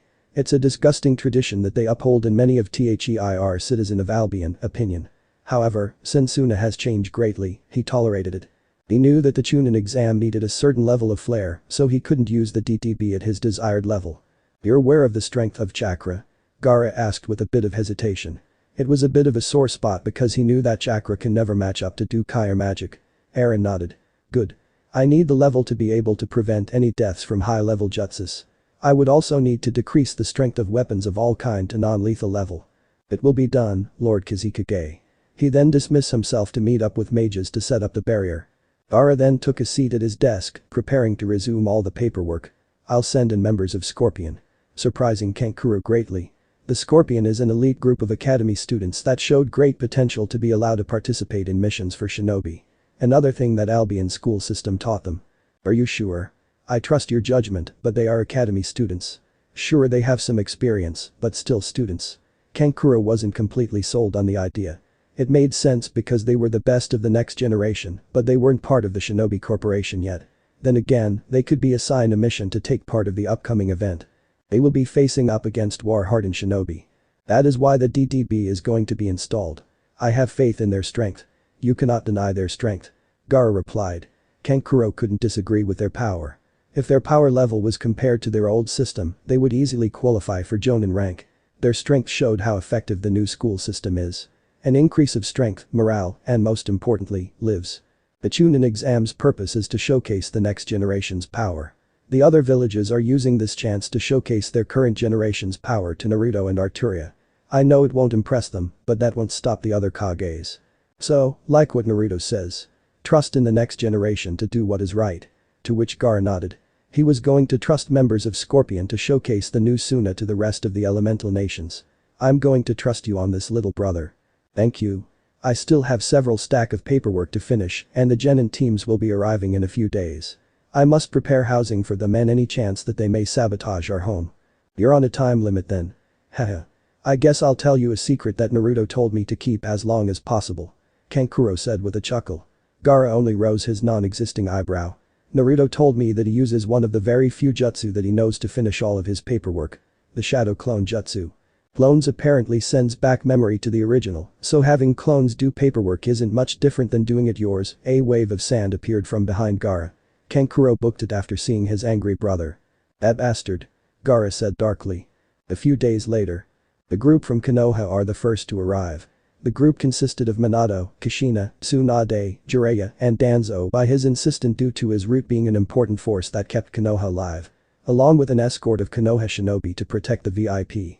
The genin that are meant to participate in the exam are the Konoha 12, Mito, Sasuke, Sakura, Lee, Niji, Tenten, Shikamaru, Ino, Choji, Shino, Kiba, Hinata, and in addition to the 12 from Danzo, Sai. These genin all fought in the ongoing war. In comparison to the average genin, they will be significantly more powerful. Something that they planned. Sunna truly has change. Kushina commented as the large group are now in view of the village hidden in the sand. What kind of buildings are those? Kiba shouted as he pointed towards the few skyscraper. One barring the village's symbol to act as the Kazekage Tower. That thing is huge. You can touch the heavens if you get to the top of it. Almost everyone nodded in agreement. Danzo only clutches Kane harder. Jealous of their newfound power. Soon, Konoha will no longer be the weakest but the strongest after stealing all we can from this worthless village. He thought darkly. He has plans for his stay in Sunna and it will be taking as much advantage of them possible. Can you feel that, Minato? Jiraiya whispered to his student. Yes, but I can't tell what it is. Minato answered back. I think it's one of Albian magical barrier.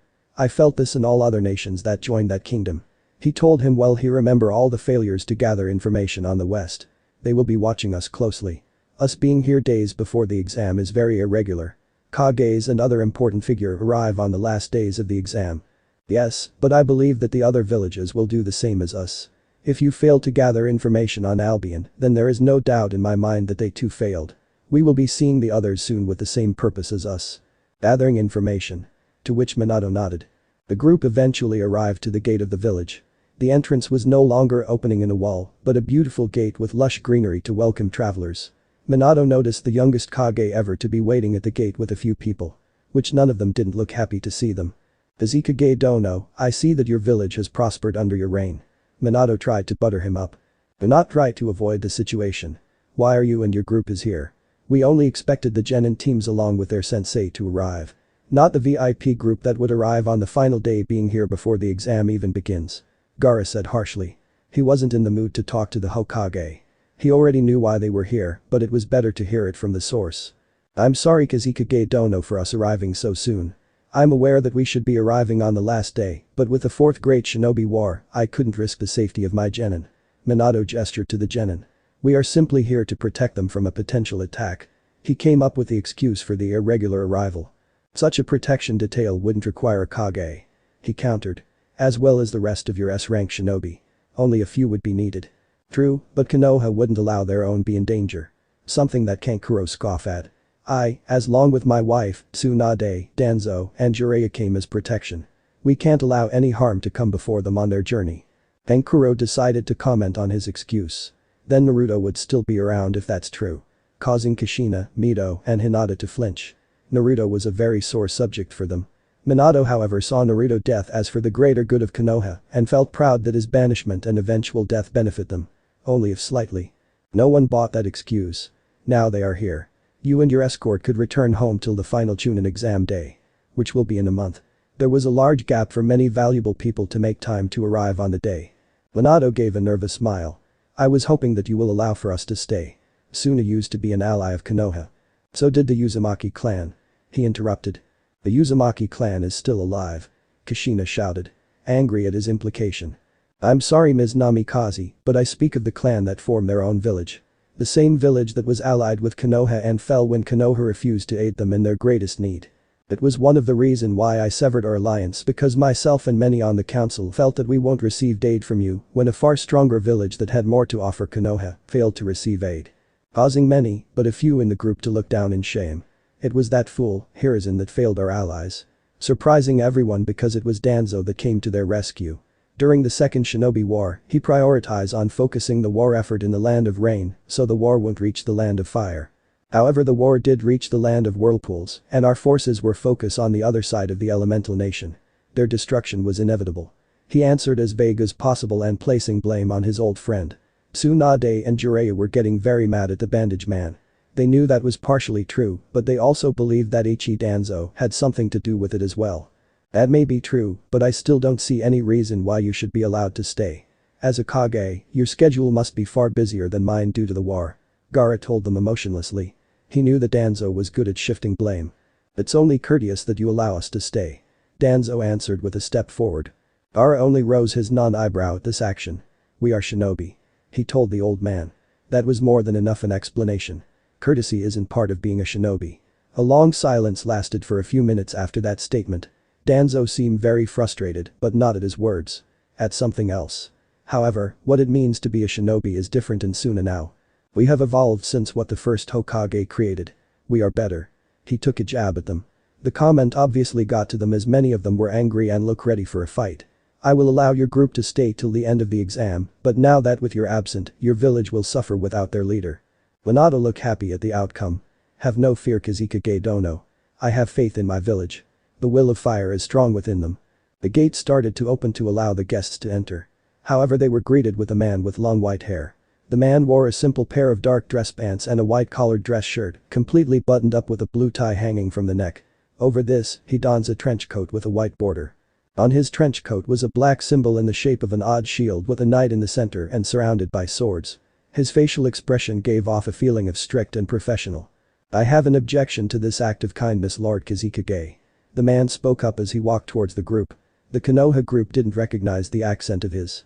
A few deduce him to be from the west. Invul. Why do you object to this action? Gaara asked the man now known as Invul. He finally approached the group outside the gate. Many of the Sunna shinobi stiffened and stood up straight. As if they knew who exactly this man is. He gave a slight bow towards Gaara, with one arm crossing his chest in a diagonal direction. I do not disagree with your action, but with one of the people you're allowing entrance. Are you speaking of the Toad Sage? Gaara asked. Causing said Toad to stiffen. He was planning to gather information, which could be potentially dangerous. Of course Oni is already ahead of him. Invul shook his head. I speak of the darkness shinobi. He glared at Danzo. Danzo didn't falter as all eyes were on him. I'm sorry. It's rude of me to not introduce myself. I'm Invul Yura, one of the once and future king's Kingsglaive. Also one of his personal advisor. Shocking all of the Konoha group as they didn't expect to see someone so high up in the government of the kingdom of Albian. After several seconds for the news to wear off. Is the Kingsglaive a special force, like the Anbu, of the Crown's Guard? Jiraiya asked. He managed to gather information about the Crown's Guard being a standing army with the sole purpose to protect the kingdom of Albian. Unlike the shinobi who only serve as a protecting army when the village is in danger or when the daimyo declare war on another nation that requires their aid. The shinobi act as mercenary, assassins, and even prostitute at all time unless those conditions are met. Invul shook his head once again. You are technically incorrect. The Kingsglaive are an elite fighting force that serve the royal family. It's true that we have great influence in the Crown's Guard, but the Crown's Guard are meant to protect the kingdom, while we serve and protect the king and his family. Only the strongest are allowed to join. He then walked closer to Danzo. Still distrustful of him. If a sensory-type shinobi would focus on Danzo, they could sense a fluctuation of chakra in Danzo's bandage eye. I understand how you feel, Invul, and I understand that you're doing your duty, but my answer is final. Gaara told him. He was not going to revert what it means to be a shinobi. As you wish. Invul sighed in recognition towards Gaara's action. He quickly brought up his hand and cast a spell, and an ice collar appeared on Danzo's throat. Forcing everyone in Konoha group to get into a stance as they believed they were going to be attacked. Some of the guards lunged at Invul. Gaara and the others didn't react. They knew if Invul wanted to end them, none of them could stop him. He was simply too powerful. In an instant everyone became very cold and the few shinobi guards that lunged at Invul were frozen in midair. Soon they came crashing straight down and smashed themselves in millions of pieces. The action shocked all of the Konoha shinobi, so they would react by forming a defensive circle around the VIPs. All of them has a pure shock and scared facial expression. Such an attack with ice has never happened on this level. It was simply impossible to create such feats in an instant with any ice jutsu that belonged to the dead Yuki clan. Invul however didn't flinch during the entire counter-response. It seems that he expected this to happen. He then turned towards Gaara without batting an eye towards the dead shinobi he just killed. I'm sorry Lord Kazekage, but I can only agree with this course of action if the ice slave is cast upon the darkness shinobi. With that he left back inside, disregarding everyone. Danzo fell to his knee as he began to clutch his head with his one free hand.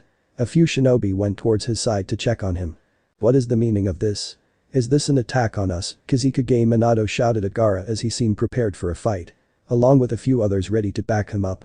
Are you going to allow the death of my shinobi go unpunished? That's a declaration of war to us. Gaara didn't seem to be fazed at the accusation.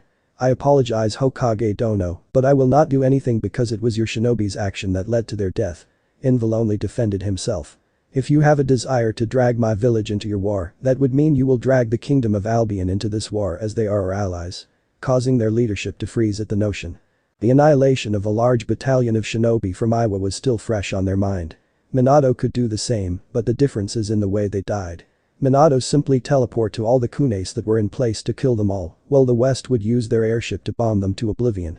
Aerial warfare would beat his teleportation because he simply couldn't throw his kunai that high in the sky, while they would bomb their village without breaking a sweat. My hands are tied. What do you mean? You're the Kazekage. Shouted Sakura in anger. Hokage was supposed to have control over their shinobi. She clearly doesn't understand the shinobi political system. That man isn't a shinobi. He isn't part of Sunna, so I have no control over him. I can't act against him because I simply lack the power, and I also agree with his action. Gaara responded. Shocking all of them. You clearly don't know who you were dealing with. Kankuro stepped up with a smug smile.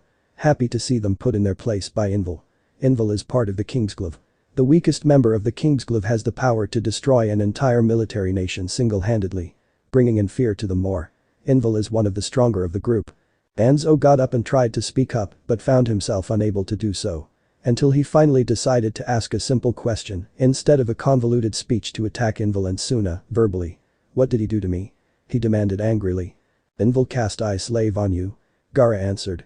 He wasn't completely sure why he cast such a spell, but he knew that Danzo was dangerous enough, so allowing him into his village for a month could be extremely detrimental to his village. This was probably the best way without a 24/7 watch team on the man for a little over a month. It's a magical spell that suppresses one's free will. However, it could be altered to a certain degree. If I have to guess, Invil altered it so that any attention to harm my home or the West will lead to losing the ability to form any coherent thought. He took a glance at Danzo, who looks absolutely livid but wasn't able to say or do anything. I hope you all enjoy your stay in Sunna. Please don't cause any trouble or Invil will be forced to intervene. But that he went through the gate with his guards. I say that a winter general left you off easy. Kankuro commented, referring to Invil's title. After reading the biography of the Kingsglaive, he knew that he was a master strategist and one of the strongest ice mage. He then began to walk away. Wait! Shouted Jiraiya. Kankuro turned back to see everyone began to take a less aggressive stance, but anyone could tell that they were terrified to their core by such Invil's power. If the Kingsglaive served the king, why is he here? The king isn't supposed to be here till a month. It was simply too early for the protection of the king to be here, so early like them. It could be thought of an advance party to secure Sunna, so the king wouldn't be in danger, but Jiraiya had to be sure. Haha. So you noticed that? Kankuro said with a sheepish chuckle. The reason he's here is to protect Gaara and myself. Confusing the Genins, but the others understood right away. You see, we are part of the royal family now due to Tamari marrying the king. Shocking all of them. You could hear someone saying troublesome in the background. An arranged marriage? Kushina asked. Looking angry at the thought, but it was a little hypocritical considering that Konoha practiced such an action. Kankuro shook his head. No. Tamari is the ambassador for Sunna to Albian. She eventually fell in love with the king, and he married her. Jiraiya started to giggle perversely as he began to write into his small notebook. Only for Tsunade to hit him. He then recovered and got serious. Any information on the once and future king is helpful to them. So the king married her for power. Is she the queen then? He shook his head once again. No, on both account. The king already married many women, but from what I understand, they all fell in love with him as they fought together in the Unity War. Unity War? Minato asked as this was the first time he heard of it. He did learn about the West being in an endless war much like their own, until his predecessor, Hashirama, created a way to end war. Of course that backfired and made it much worse than ever before. The West is far bigger than the entire elemental nation.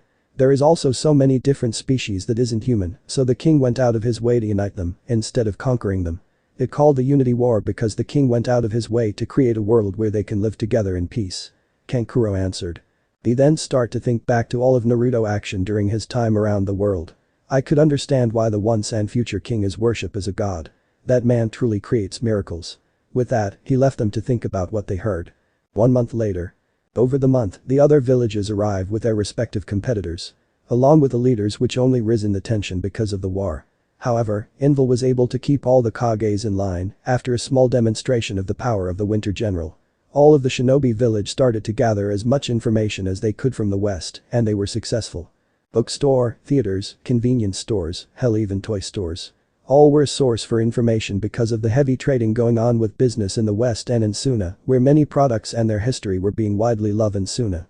Overall, if this wasn't a mission for the shinobis of other villages, then this would be a nice vacation.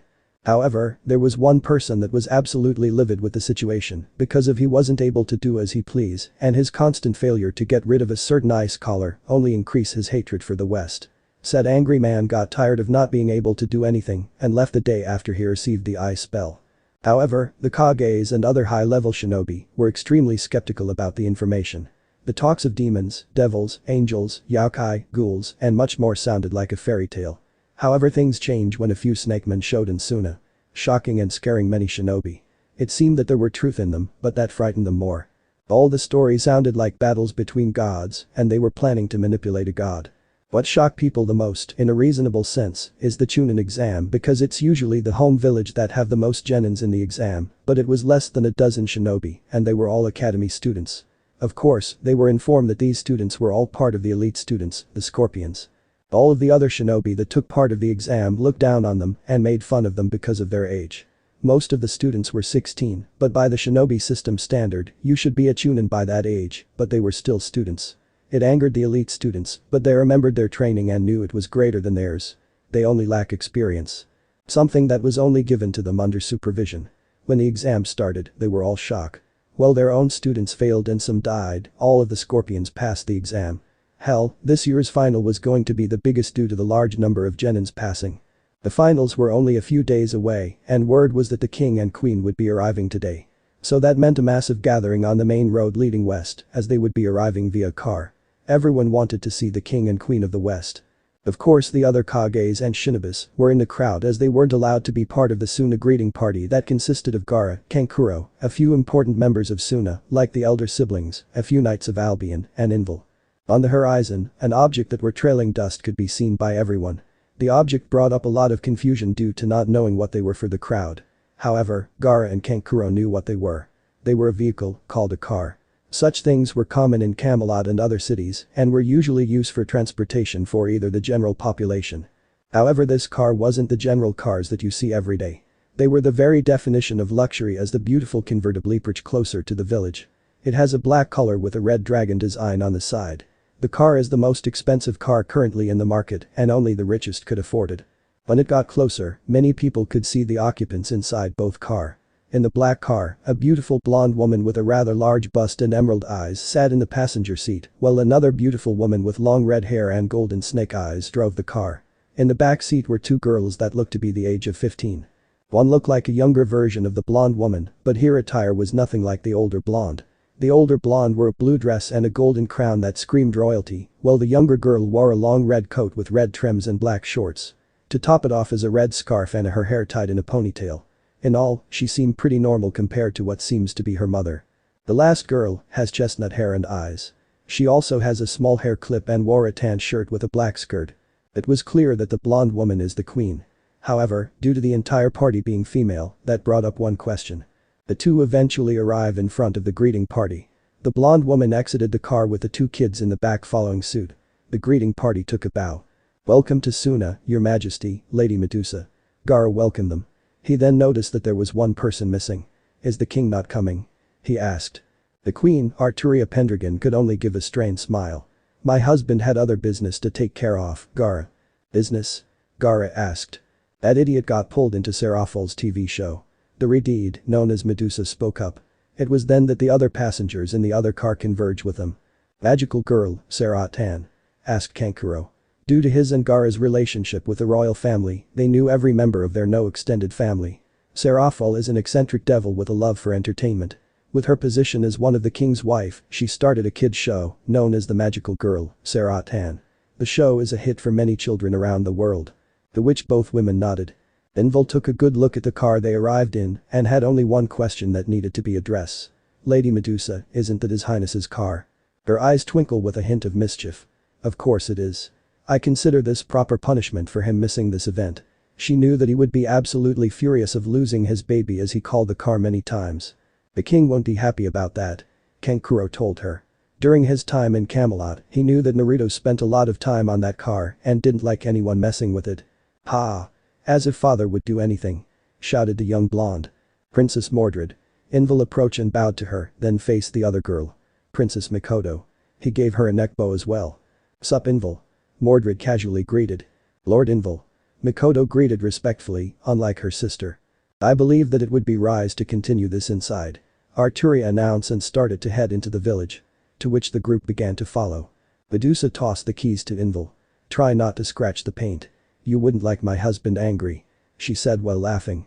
Invil knew how angry the king would be, but wouldn't do anything serious because of his love for his entire family. He sighed and handed the keys to one of the knights to transport it to a secure location. The crowd did their best to get their attention during the entire conversation, but clearly were ignored. The shinobi were able to listen when they enhanced their hearing. The crowd began to disperse. Konoha's hotel room. In the room are the Hokage and his wife. Along with their teachers, Jiraiya and Tsunade. The other Konoha shinobi were in their own room or out relaxing before the big day. The other Kages most likely followed their lead. Was there any information that you were able to gather? Minato asked the group, seeing as the information gathering when the royal family arrived proved to be fruitless. Jiraiya looked solemn. Not as much as I can. Any information I look for directly on the king is missing. I can't even find his name except for the name Pendragon. I researched it, it was given to the king about he took over Camelot. Jiraiya grumbled. It was like all the information on the king besides tales of his power wasn't in the village. He theorized that Oni had in hand in this, but that only gave him a migraine because that would suggest how powerful and efficient they are. I only found some very questionable information. He then pulled out a book with the king's glove symbol on it. He opened it and eventually presented the page to the group. It was the picture of the same man they recently saw. His name is Xiao Yan. Head of Clan Xiao and a powerful Dukai fighter. Dukai? Minato asked in confusion. Don't you mean magic? The teacher shook his head again. I thought so at first. Magic is considered the spiritual power of an individual, while Dukai is considered the physical power. However, both crosses over to each other during my research. It's all very confusing if you ask me. It sounded like chakra, but it's clearly not. He then looked at Tsunade. He knew what she would be looking for. As a medical shinobi, Tsunade spent her time researching about anything about the West's power. Especially how certain energies interact with the body, like how chakra affects them. I haven't spent enough time to get a complete understanding, but I understand the basic of each. I can see some similarities to chakra. Magic works similar to how chakra works. Mages have a magic container in their body like our chakra coils. Then they use ether nano or magical particle energy to fuel their magic spells like how we fill jutsu with chakra. The only real difference is that chakra is physical and spiritual energy of our body, while magic is purely spiritual. How come it's so powerful? Asked Jiraiya. With a few run-in with Oni in the elemental nations and his attempt to infiltrate Albian's territories in the east, he was overpowered by their mages. He only escapes due to experience with such situations. I can't be sure, but from what I read, the physical energy weakens the spiritual energy because spiritual energy is too much for us to handle. On the other hand, mages are able to handle that power. She said grimly. Then Minato's face brightened. If that's the case, that means we have a chance to use magic. If we can learn to separate our spiritual energy from our physical energy, we can use magic. He was already thinking of this information would be able to save Konoha. Tsunade shook her head. Don't get ahead of yourself. It's not that simple. If we are to do that, we'll get a powerful genjutsu. What do you mean, Tsunade-sensei? You said magic is purely spiritual energy. How come will we get genjutsu instead of magic? Kushina asked. Because it has been done in the past. Anytime we use purely spiritual energy or yin chakra, we get powerful genjutsu. It's not magic. I think it's because of our chakra coils. I believe that our chakra coils forces a small amount of physical energy or yang chakra into the jutsu, so our body won't be destroyed.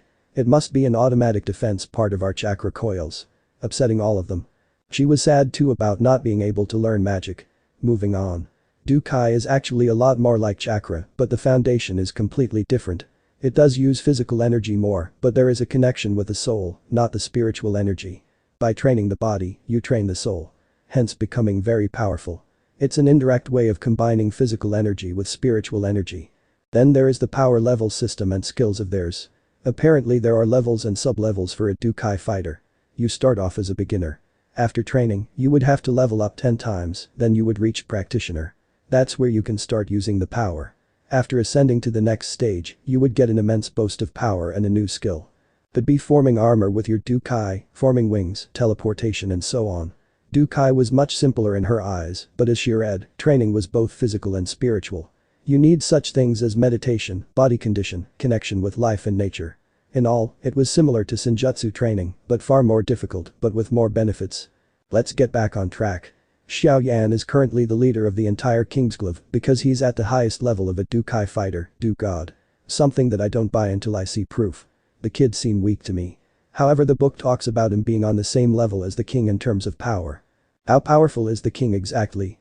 Minato asked. That is where he grimaced to the question. According to a few other books, there was a battle between the king and a guy called Aknoloja. Xiao Yan and a few others are about the same level as the king and Aknoloja. The two fought on the last several days of the war. He then turned to Tsunade. Tsunade, do you remember that massive earthquake a few years ago? Yes. It killed many villagers and shinobi. We weren't the only one affected by it. The entire elemental nation was affected. It's a mysterious event. The entire elemental nation would be hit with a big earthquake and end after an hour or so. Then we would be hit with another. It went on for a week. Why does that matter? Her eyes narrowed at him. She was really hoping he wasn't implying what she was thinking. Because according to the book, that earthquake affected the entire West as well. It affected the entire world. Surprise due to the earthquake would have a very high magnitude to affect the entire planet. According to the book and a few other sources, the battle of the two happened when the earthquake started. A minute of silence passed. That's impossible. Tsunade shouted as she slammed her fist into the table in disbelief. Shaking the entire world because two people fought is simply impossible. Even with all the Bijuas together, they can't perform such a thing. Destroy a country, but not causing an earthquake on a global scale. Not for an entire week. Even if that was true, a battle with two powerful beings can't last that long. My grandfather and Madara's battle only lasted 3 days and only created the Valley of the End. There wasn't any natural disaster that came with their battle. Her denial sent a deathly chill to the other two in the room. She wouldn't accept anyone being more powerful than her own grandfather or in battle being more devastating when he fought against Madara and the Nine Tails. Hashirama was considered the god of shinobi for a reason because he was capable of such power and destruction. If he was a god, then what was the king be consider if anything she heard was true? Silence reigned. No one wanted to continue the train of thought. It would only get worse if they did. Who are the children? Jiraiya asked because he wanted to change the subject. Minato took a deep breath after realizing about what was being implied about the king. From what I heard, the two girls are daughters of the king. He told his teacher. I heard you're addressing them as princesses. I heard about those people from the locals. Apparently the queen is Arturia Pendragon, the queen of Albian. However, she strikes me as someone familiar. That blonde brat as well. Tsunade thought out loud. Her eyes then widened and she brought out the bingo book and turned to Konoha's bounty section. She then placed the book in front of everyone. It's her. She shouted. Everyone look at the book and realize in horror. The picture was over 15 years old and showed a blonde girl with emerald eyes. The picture was almost an exact copy of Princess Mordred. The only difference was the hairstyle and clothing. It was clear to them that the queen was the same girl from 15 years ago. How? Minato shouted. This was really bad. If any Konoha shinobi attack the princess, mistaking her for the lie he created about her mother, then war will erupt with the entire West and a most likely end to everything the read sacrifice for Konoha and the shinobi world. It doesn't matter how, we have to inform our shinobi about this and prevent anything from happening. Tsunade shouted. She grabbed Kushina and ran out in an attempt to prevent a diplomatic incident because Konoha shinobi were known to be zealots for their village. This can't get worse. Minato groaned. It can. Jiraiya muttered. If she is the queen, then Saber is most likely the king. Minato realized at the implication. His eyes were filled with horror. The king and queen were already aware of Konoha and their deception from their last encounter, 15 years ago. How they got past the wall and ended the war was irrelevant at the moment, but it was clear that an alliance would be impossible because of their own past hostility towards the royal rulers. Things couldn't get any worse. Both thought. It seems that their past action was coming back to haunt them. The adults all gathered together to head to the Kazekage Tower to speak about their current problems and other issues that needed to be addressed. The children were allowed to explore the city. Mordred was in charge of watching her two younger sister. At first they enjoy exploring such a city. It wasn't like the city of Camelot or Academy City, another advanced city that contained the very best schools meant for the privileged and gifted. However, that day ended when a group of Konoha shinobi surrounded them and claimed that she was under arrest for desertion. Something she ignored and the children took their leave. Unfortunately, they didn't get the message, so they attacked the group. Mordred and Mikoto easily forced them back. Bastard. Mordred screamed as she punched the Konoha shinobi that was charging at her younger sister. You think I'm going to let a scum like you hurt Mikoto? During her childhood, during the war, Naruto always told her to be there for her sister. That it's her job to protect her younger sister and any other sibling she may get in the future. So an attack on her family was one of the worst mistakes someone could make in front of her. Stand down, traitor. One shinobi shouted. Father was right about you guys. You're too stupid to alive. With that she summoned a large two-handed sword with a red handle. What was impressive was that she was able to hold such a large sword with one hand, despite her size. Capture her. The leader ordered. Mordred's smirk only grew. Mikoto. She called out to her. Stay back. To which she did. Mikoto knew that her older sister is a little scratch that she's very bloodthirsty. Although she never fought in the Unity War, she did ended up fighting and killing at a young age. That problem was something that Naruto helps her with by teaching her on the importance of life and why it's worth protecting. Plus, she was never okay with killing people. Beating them up, yes, but killing was something she couldn't accept, so it was heartwarming that her big sister was doing something she isn't ready for. In a blink of an eye, she easily cut them apart with her use of prana burst, a technique developed by her mother, which allowed the user to fill themselves with prana, which would increase their all-around strength exponentially. Is this all you are capable of? The survivors started to back off. A few seemed to prepare a jutsu, but what is going on here? Everyone turned towards the sound of the voice. It was the Queen of Albian and Mordred's mother. The crowd that was watching the event instinctively bowed to her due to the regal woman's aura. Although she has an emotionless face and spoke in a neutral tone, her eyes held her fury of a lion. A few days later. After the incident with the attack on the first princess of Albion, Konoha had to face the queen's wrath. She insulted them about their lack of discipline, way of life, past deeds, and gave her overall opinion about the Hokage and his shinobi when she hinted about remembering their past relationship. The most terrifying thing that the leadership of Konoha found was that she did this in a calm tone and with an emotionless face. They felt all the anger, but she once never displayed such an emotion. Konoha was given a choice between paying a heavy fine or imprisonment of their Hokage. It was an obvious choice to made. The event made the other village happy because it was obvious that Albion would most likely go to war than form an alliance with them. Now came the Chunin exam final. The Kages sat at the Kage booth with Arturia and Medusa sitting next to Gaara. Many of the Kages, except the Hokage, spoke with the Albion group to learn as much as they can. They told them about the Unity War and their role within the kingdom, which shocked that all four held a very important role to the entire kingdom. Lady Medusa. A fellow redeed, Mei Terumi, the Mizukage asked out to her. Medusa faced her with a bored expression. The finals didn't impress her. They had some flashy moves, but it lacked any real power to make it exciting. Are you in Uzumaki? This got all of their attention, except Arturia and Gaara. Red hair is a rare trait, and it was known to be an obvious feature of those with Uzumaki blood. She thought that she was in Uzumaki because she believed that due to their Fuinjutsu, they might have found a way over the wall, but wasn't sure. She only had Medusa's hair color to make such a connection. She could only give a haughty laugh. Don't compare me with someone so weak. Minato narrowed his eyes at her. She was basically calling his wife weak in his face. The Uzumaki clan was anything but weak. It took the power of 3 nations to destroy them. Lenoki told her before Minato could vent out his opinion on the matter. You kids give no respect to the elders. He muttered. It was true that his village was one of 3 that took part in the Uzumaki clan's destruction, but he respected them. Oh, so a child thinks he has a right to lecture me, she retorted slyly. Do I look like a brat? He shouted at her. How disrespectful. He muttered. Agreed. You're quite disrespectful. Before he could respond, she started to glow. Once the light faded away, the 4 Kage's mouth dropped to the ground. Her lower body was that of a snake. Do not think that I'm inhuman. Don't let my appearance fool you. I'm the queen of the Snakeman tribe. I choose to look human because it's a sign of power for my kind. I reach to a level of Dukai where I'm able to alter my appearance instead of disguising it like your kind. They nodded to her statement. They didn't expect her to be something that wasn't human. It surprised them as they couldn't imagine love forming between someone else that isn't with their own species. The 7 then continued to watch the finals. Each of the Kages would ask a question about their home or about how they feel about their villages. Arturia handled it gracefully, not giving too much information while depicting her home as in utopia. The battles between the Genins went on quite well in the Kage's opinion. Many Sunna's Scorpion students lost their battle, but they nearly defeated their opponent. It was obvious to everyone and shameful because students with no experience in war almost defeated a war veteran. The daimyo saw the immense potential in Sunna shinobi and began to make plans to build relations with them. That boy has no honor or respect for his opponent. Arturia commented on the current battle. It was between the last Sunna student, Shinki, Gaara's adopted son. He may have been adopted, but Naruto recognizes him as his nephew and is quite welcome in the West and popular in his home. His opponent is that of Konoha, Sasuke Uchiha. His arrogance will be his downfall. He has too many openings and isn't taking the match seriously. My nephew would hold the advantage in the opening of the battle. She pies. Much in agreement with the other Kages.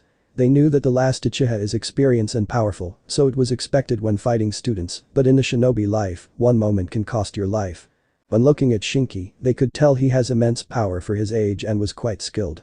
He was carefully beepizing his opponent when his own opponent wasn't paying any attention to what he believes to be an easy win. The battle started as expected with Sasuke launching a barrage of shuriken. To which Shinki raised his iron sand to block. Shinki started to launch his iron sand at Sasuke. Sasuke was able to easily dodge them, so he kept on dodging to show off his superior skills. However, that would prove to be a mistake. Shinki was coordinating his attack to where Sasuke would jump into his desired spot. An area with iron sand ready to trap him. Sasuke never activated his Sharingan, so he never saw what would be coming. He was instantly surrounded in an iron dome. Before he could react, the dome began to crush him. Ah! He screamed out in pain. Only for a moment later, lighting began to cut the dome apart. Sasuke easily freed himself, but he was injured. His eyes roared in anger with the Sharingan flaring as he charged at Shinki and launched a barrage of slashes from his sword that was coated in his lighting chakra. Due to the DDB, none of the attacks were lethal, but it was painful to experience. Shinki did his best to fight back, but his body could only handle so much electrical shock before falling. When Shinki fell unconscious, the referee was about to call the winner, but Sasuke held the boy up by the neck. His free hand has a Chidori ready to end his life. Stop! The referee shouted. Only to be ignored. Sasuke then aimed his arm towards Shinki's heart. However, he felt immense lighting going into his body. The jutsu dissipate and Sasuke jumped back. To everyone's surprise, Mikoto stood over her cousin, Shinki, and she doesn't look happy. What do you think you're doing? She demanded of Sasuke. Many people were shocked at the action of a princess and didn't know how to react. The battle was over. You didn't need to try to kill him. Sasuke only scoffed at her question. This is the shinobi world. A little girl like you have no idea about the life we live. Besides, you're a princess. You were most likely sheltered from everything. The only thing good about you is to marry you off to someone like me. Pissing off many people. Arturia grip on her seat grumbled to dust. Mikoto may not be her own daughter, but she saw her as her own no matter what. Just as she saw all the other girls that fell in love with her idiot as sisters. What is he doing? Minato thought angrily. The relationship was already bad from the beginning after discovering the truth, but his shinobi was now making it worse. All to fuel his ego and lust for power. Mikoto was clearly angry about that comment. She knew far more than he knew. Her father was a shinobi once and told her and Mordred about how unethical it was to be a shinobi. Killing, kidnapping, torture, theft, and so much crimes would be considered legal if you simply paid money. It disgusted her and understood why her father hated that kind of life and wanted to avoid it like the plague. She knew that Oni did similar things, but it was towards bad guys, mostly, and it was done professionally and with valid reason. They didn't because they can or they were hired, they did it because they have reasons to believe that they pose a threat. The shinobi system would allow kids to perform such acts if they become a shinobi and sent on missions that require such a thing. It may seem unlikely, but all missions were accepted by the shinobi system. It only requires a fee. It was how war broke out in many of the smaller nations. The people with money hired shinobi to harm innocent people or attack people that got in the way of their goals. Thus causing more conflict in an already conflicted world. Shut up. Mikoto shouted in anger and launched a stream of electricity at Sasuke. Sasuke couldn't dodge it because it moved faster than most lighting-based jutsu. He built up the strength to raise his sword and coated it with lighting chakra again to block the lighting. Now I'm angry. He glared at her with his red eyes. Your father should have taught you better. He charged at her with his sword ready. A few Konoha shinobi shouted at him to stop, but he ignored them. When he was within striking distance, something happened. He jumped back as soon as a wave of iron sand circled Mikoto. Some of the Konoha shinobi and citizen were horrified by the scene. Sasuke was missing his right arm. The iron sand the Mikoto generated with his mastery of electricity easily protected her. I won't allow someone hurt people that I care about. She shouted as she poured a strike of lighting from her arm at Sasuke. However, he reacted quickly enough to form a lighting sword to absorb and block the attack. She then increased the output to surround Sasuke, but at the same time, not attacking him. She was quickly generating enough heat to burn him, which caused him to scream in pain.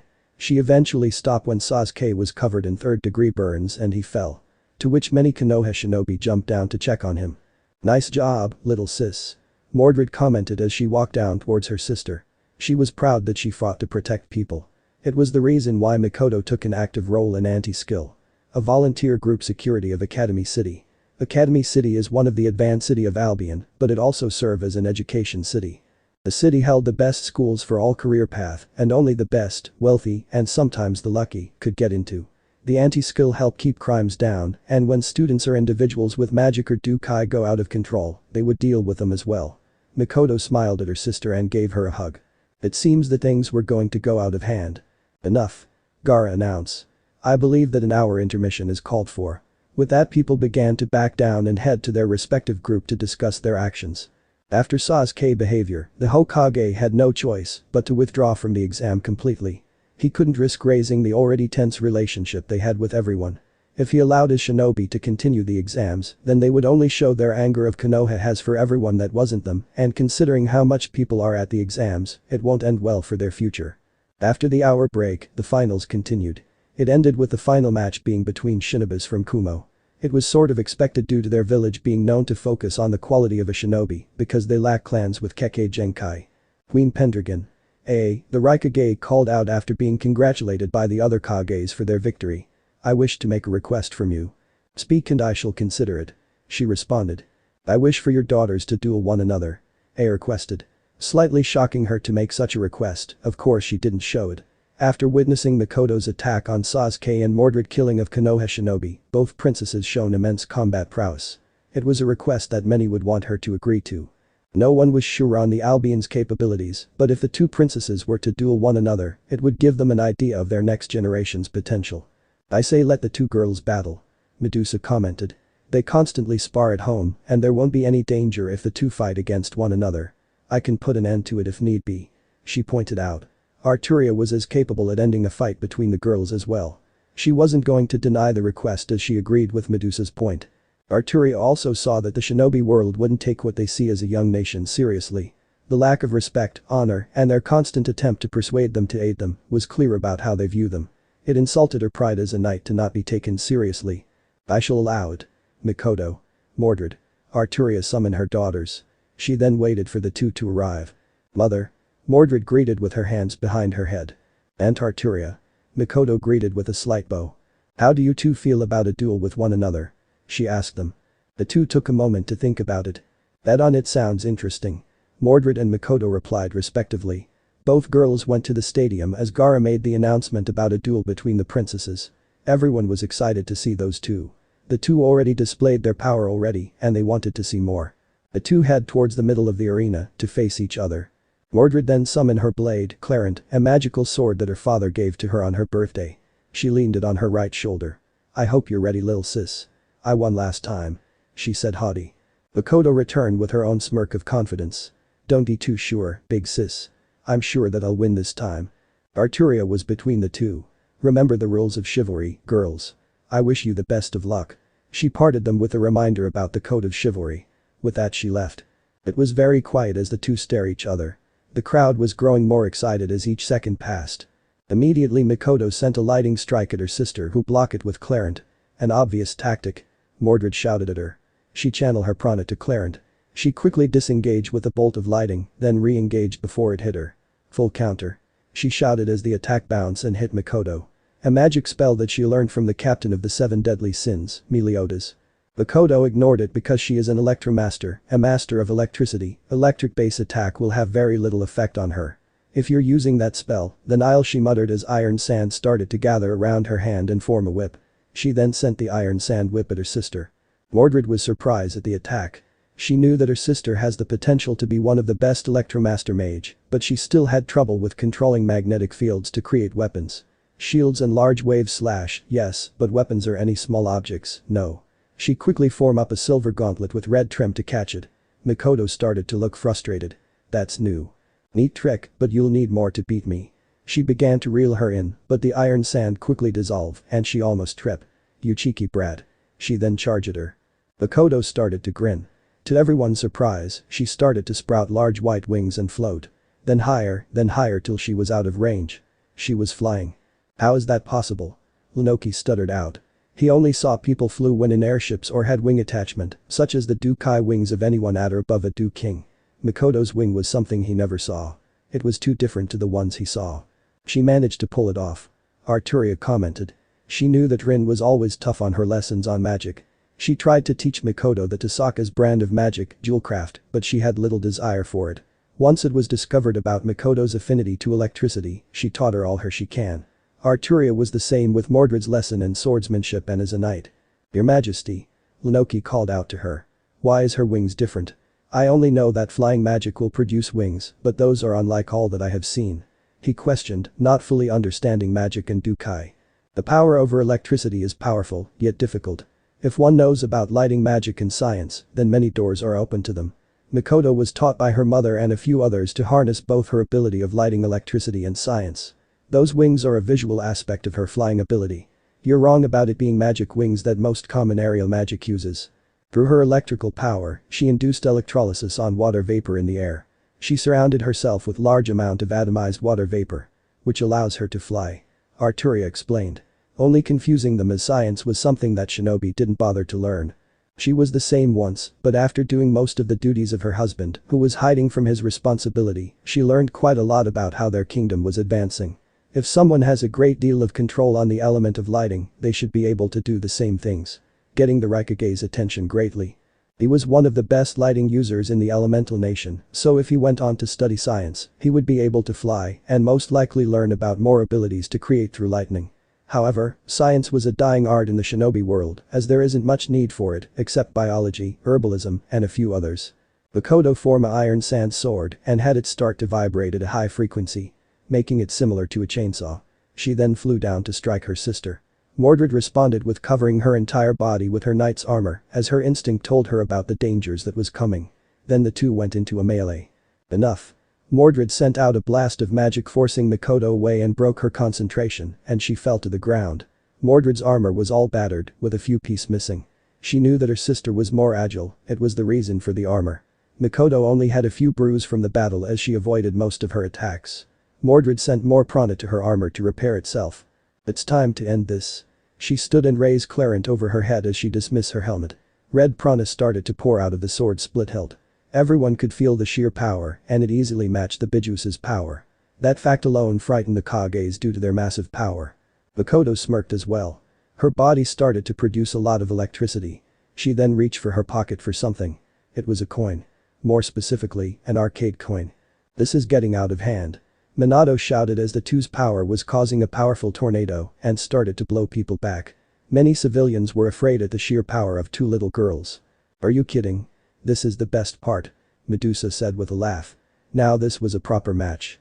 Invil. Arturia called out. Your Majesty. Invil answered. End this. Right away. With that, the Winter General left to deal with the two girls having too much fun. Clarent. Love for my beautiful father. Mordred called out her most powerful spell and then began to bring it then. Mikoto, at the same time, focused her powers into her right arm and flicked the coin up. As the coin was about to reach down and she was about to flick the coin at her sister. As well as Mordred sent the wave down at Mikoto. Everything went cold. As in the two froze and the prana froze and fell straight to the ground. The entire arena was frozen, except for the girls. Mikoto and Mordred began to look around, surprised at the new development. Girls. Invil called out seriously. Both froze. They knew that tone. They were in trouble. You shouldn't get carried away like that. He then gestured to the damaged arena and scared people, yet they were amazed at the two girls. You forgot that the DDB isn't set up for your kind of duel. You could have killed each other. He pushed his glasses up, ready to reprimand them. Both began to sweat and nervously chuckle. Sorry. I'm sorry for their actions, Gaara. They got carried away. Arturia apologized to him. It's fine. He responded. I understand that the girls get out of hand from time to time. He said with a small smile. Thank you. She then turned towards the other Kages. I know that every last one of you wished to form an alliance with my home.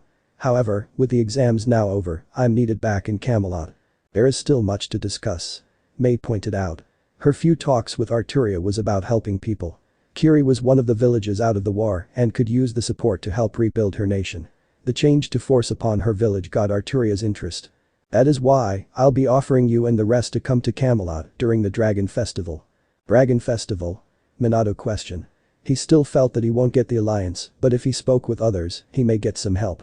It's a celebration that marked the end of the Unity War. Fighters from all around Albian fight in a contest to win a grand prize. It's a time of celebration, fun, and joy. You're welcome to visit Camelot during the time to continue any talks that we had. If you desire, you can enter the competition to win a reward. But that she left with Medusa right beside her before any of the Kages could question her. The time is close. Medusa told Arturia. To which she nodded solemnly. Naruto will be forced to face his past soon. Arturia responded. So this part ends here. I hope you guys enjoyed this video, so quickly like this video for second part of this series. And comment down below your thoughts about this series. And now it's time for me to go, bye.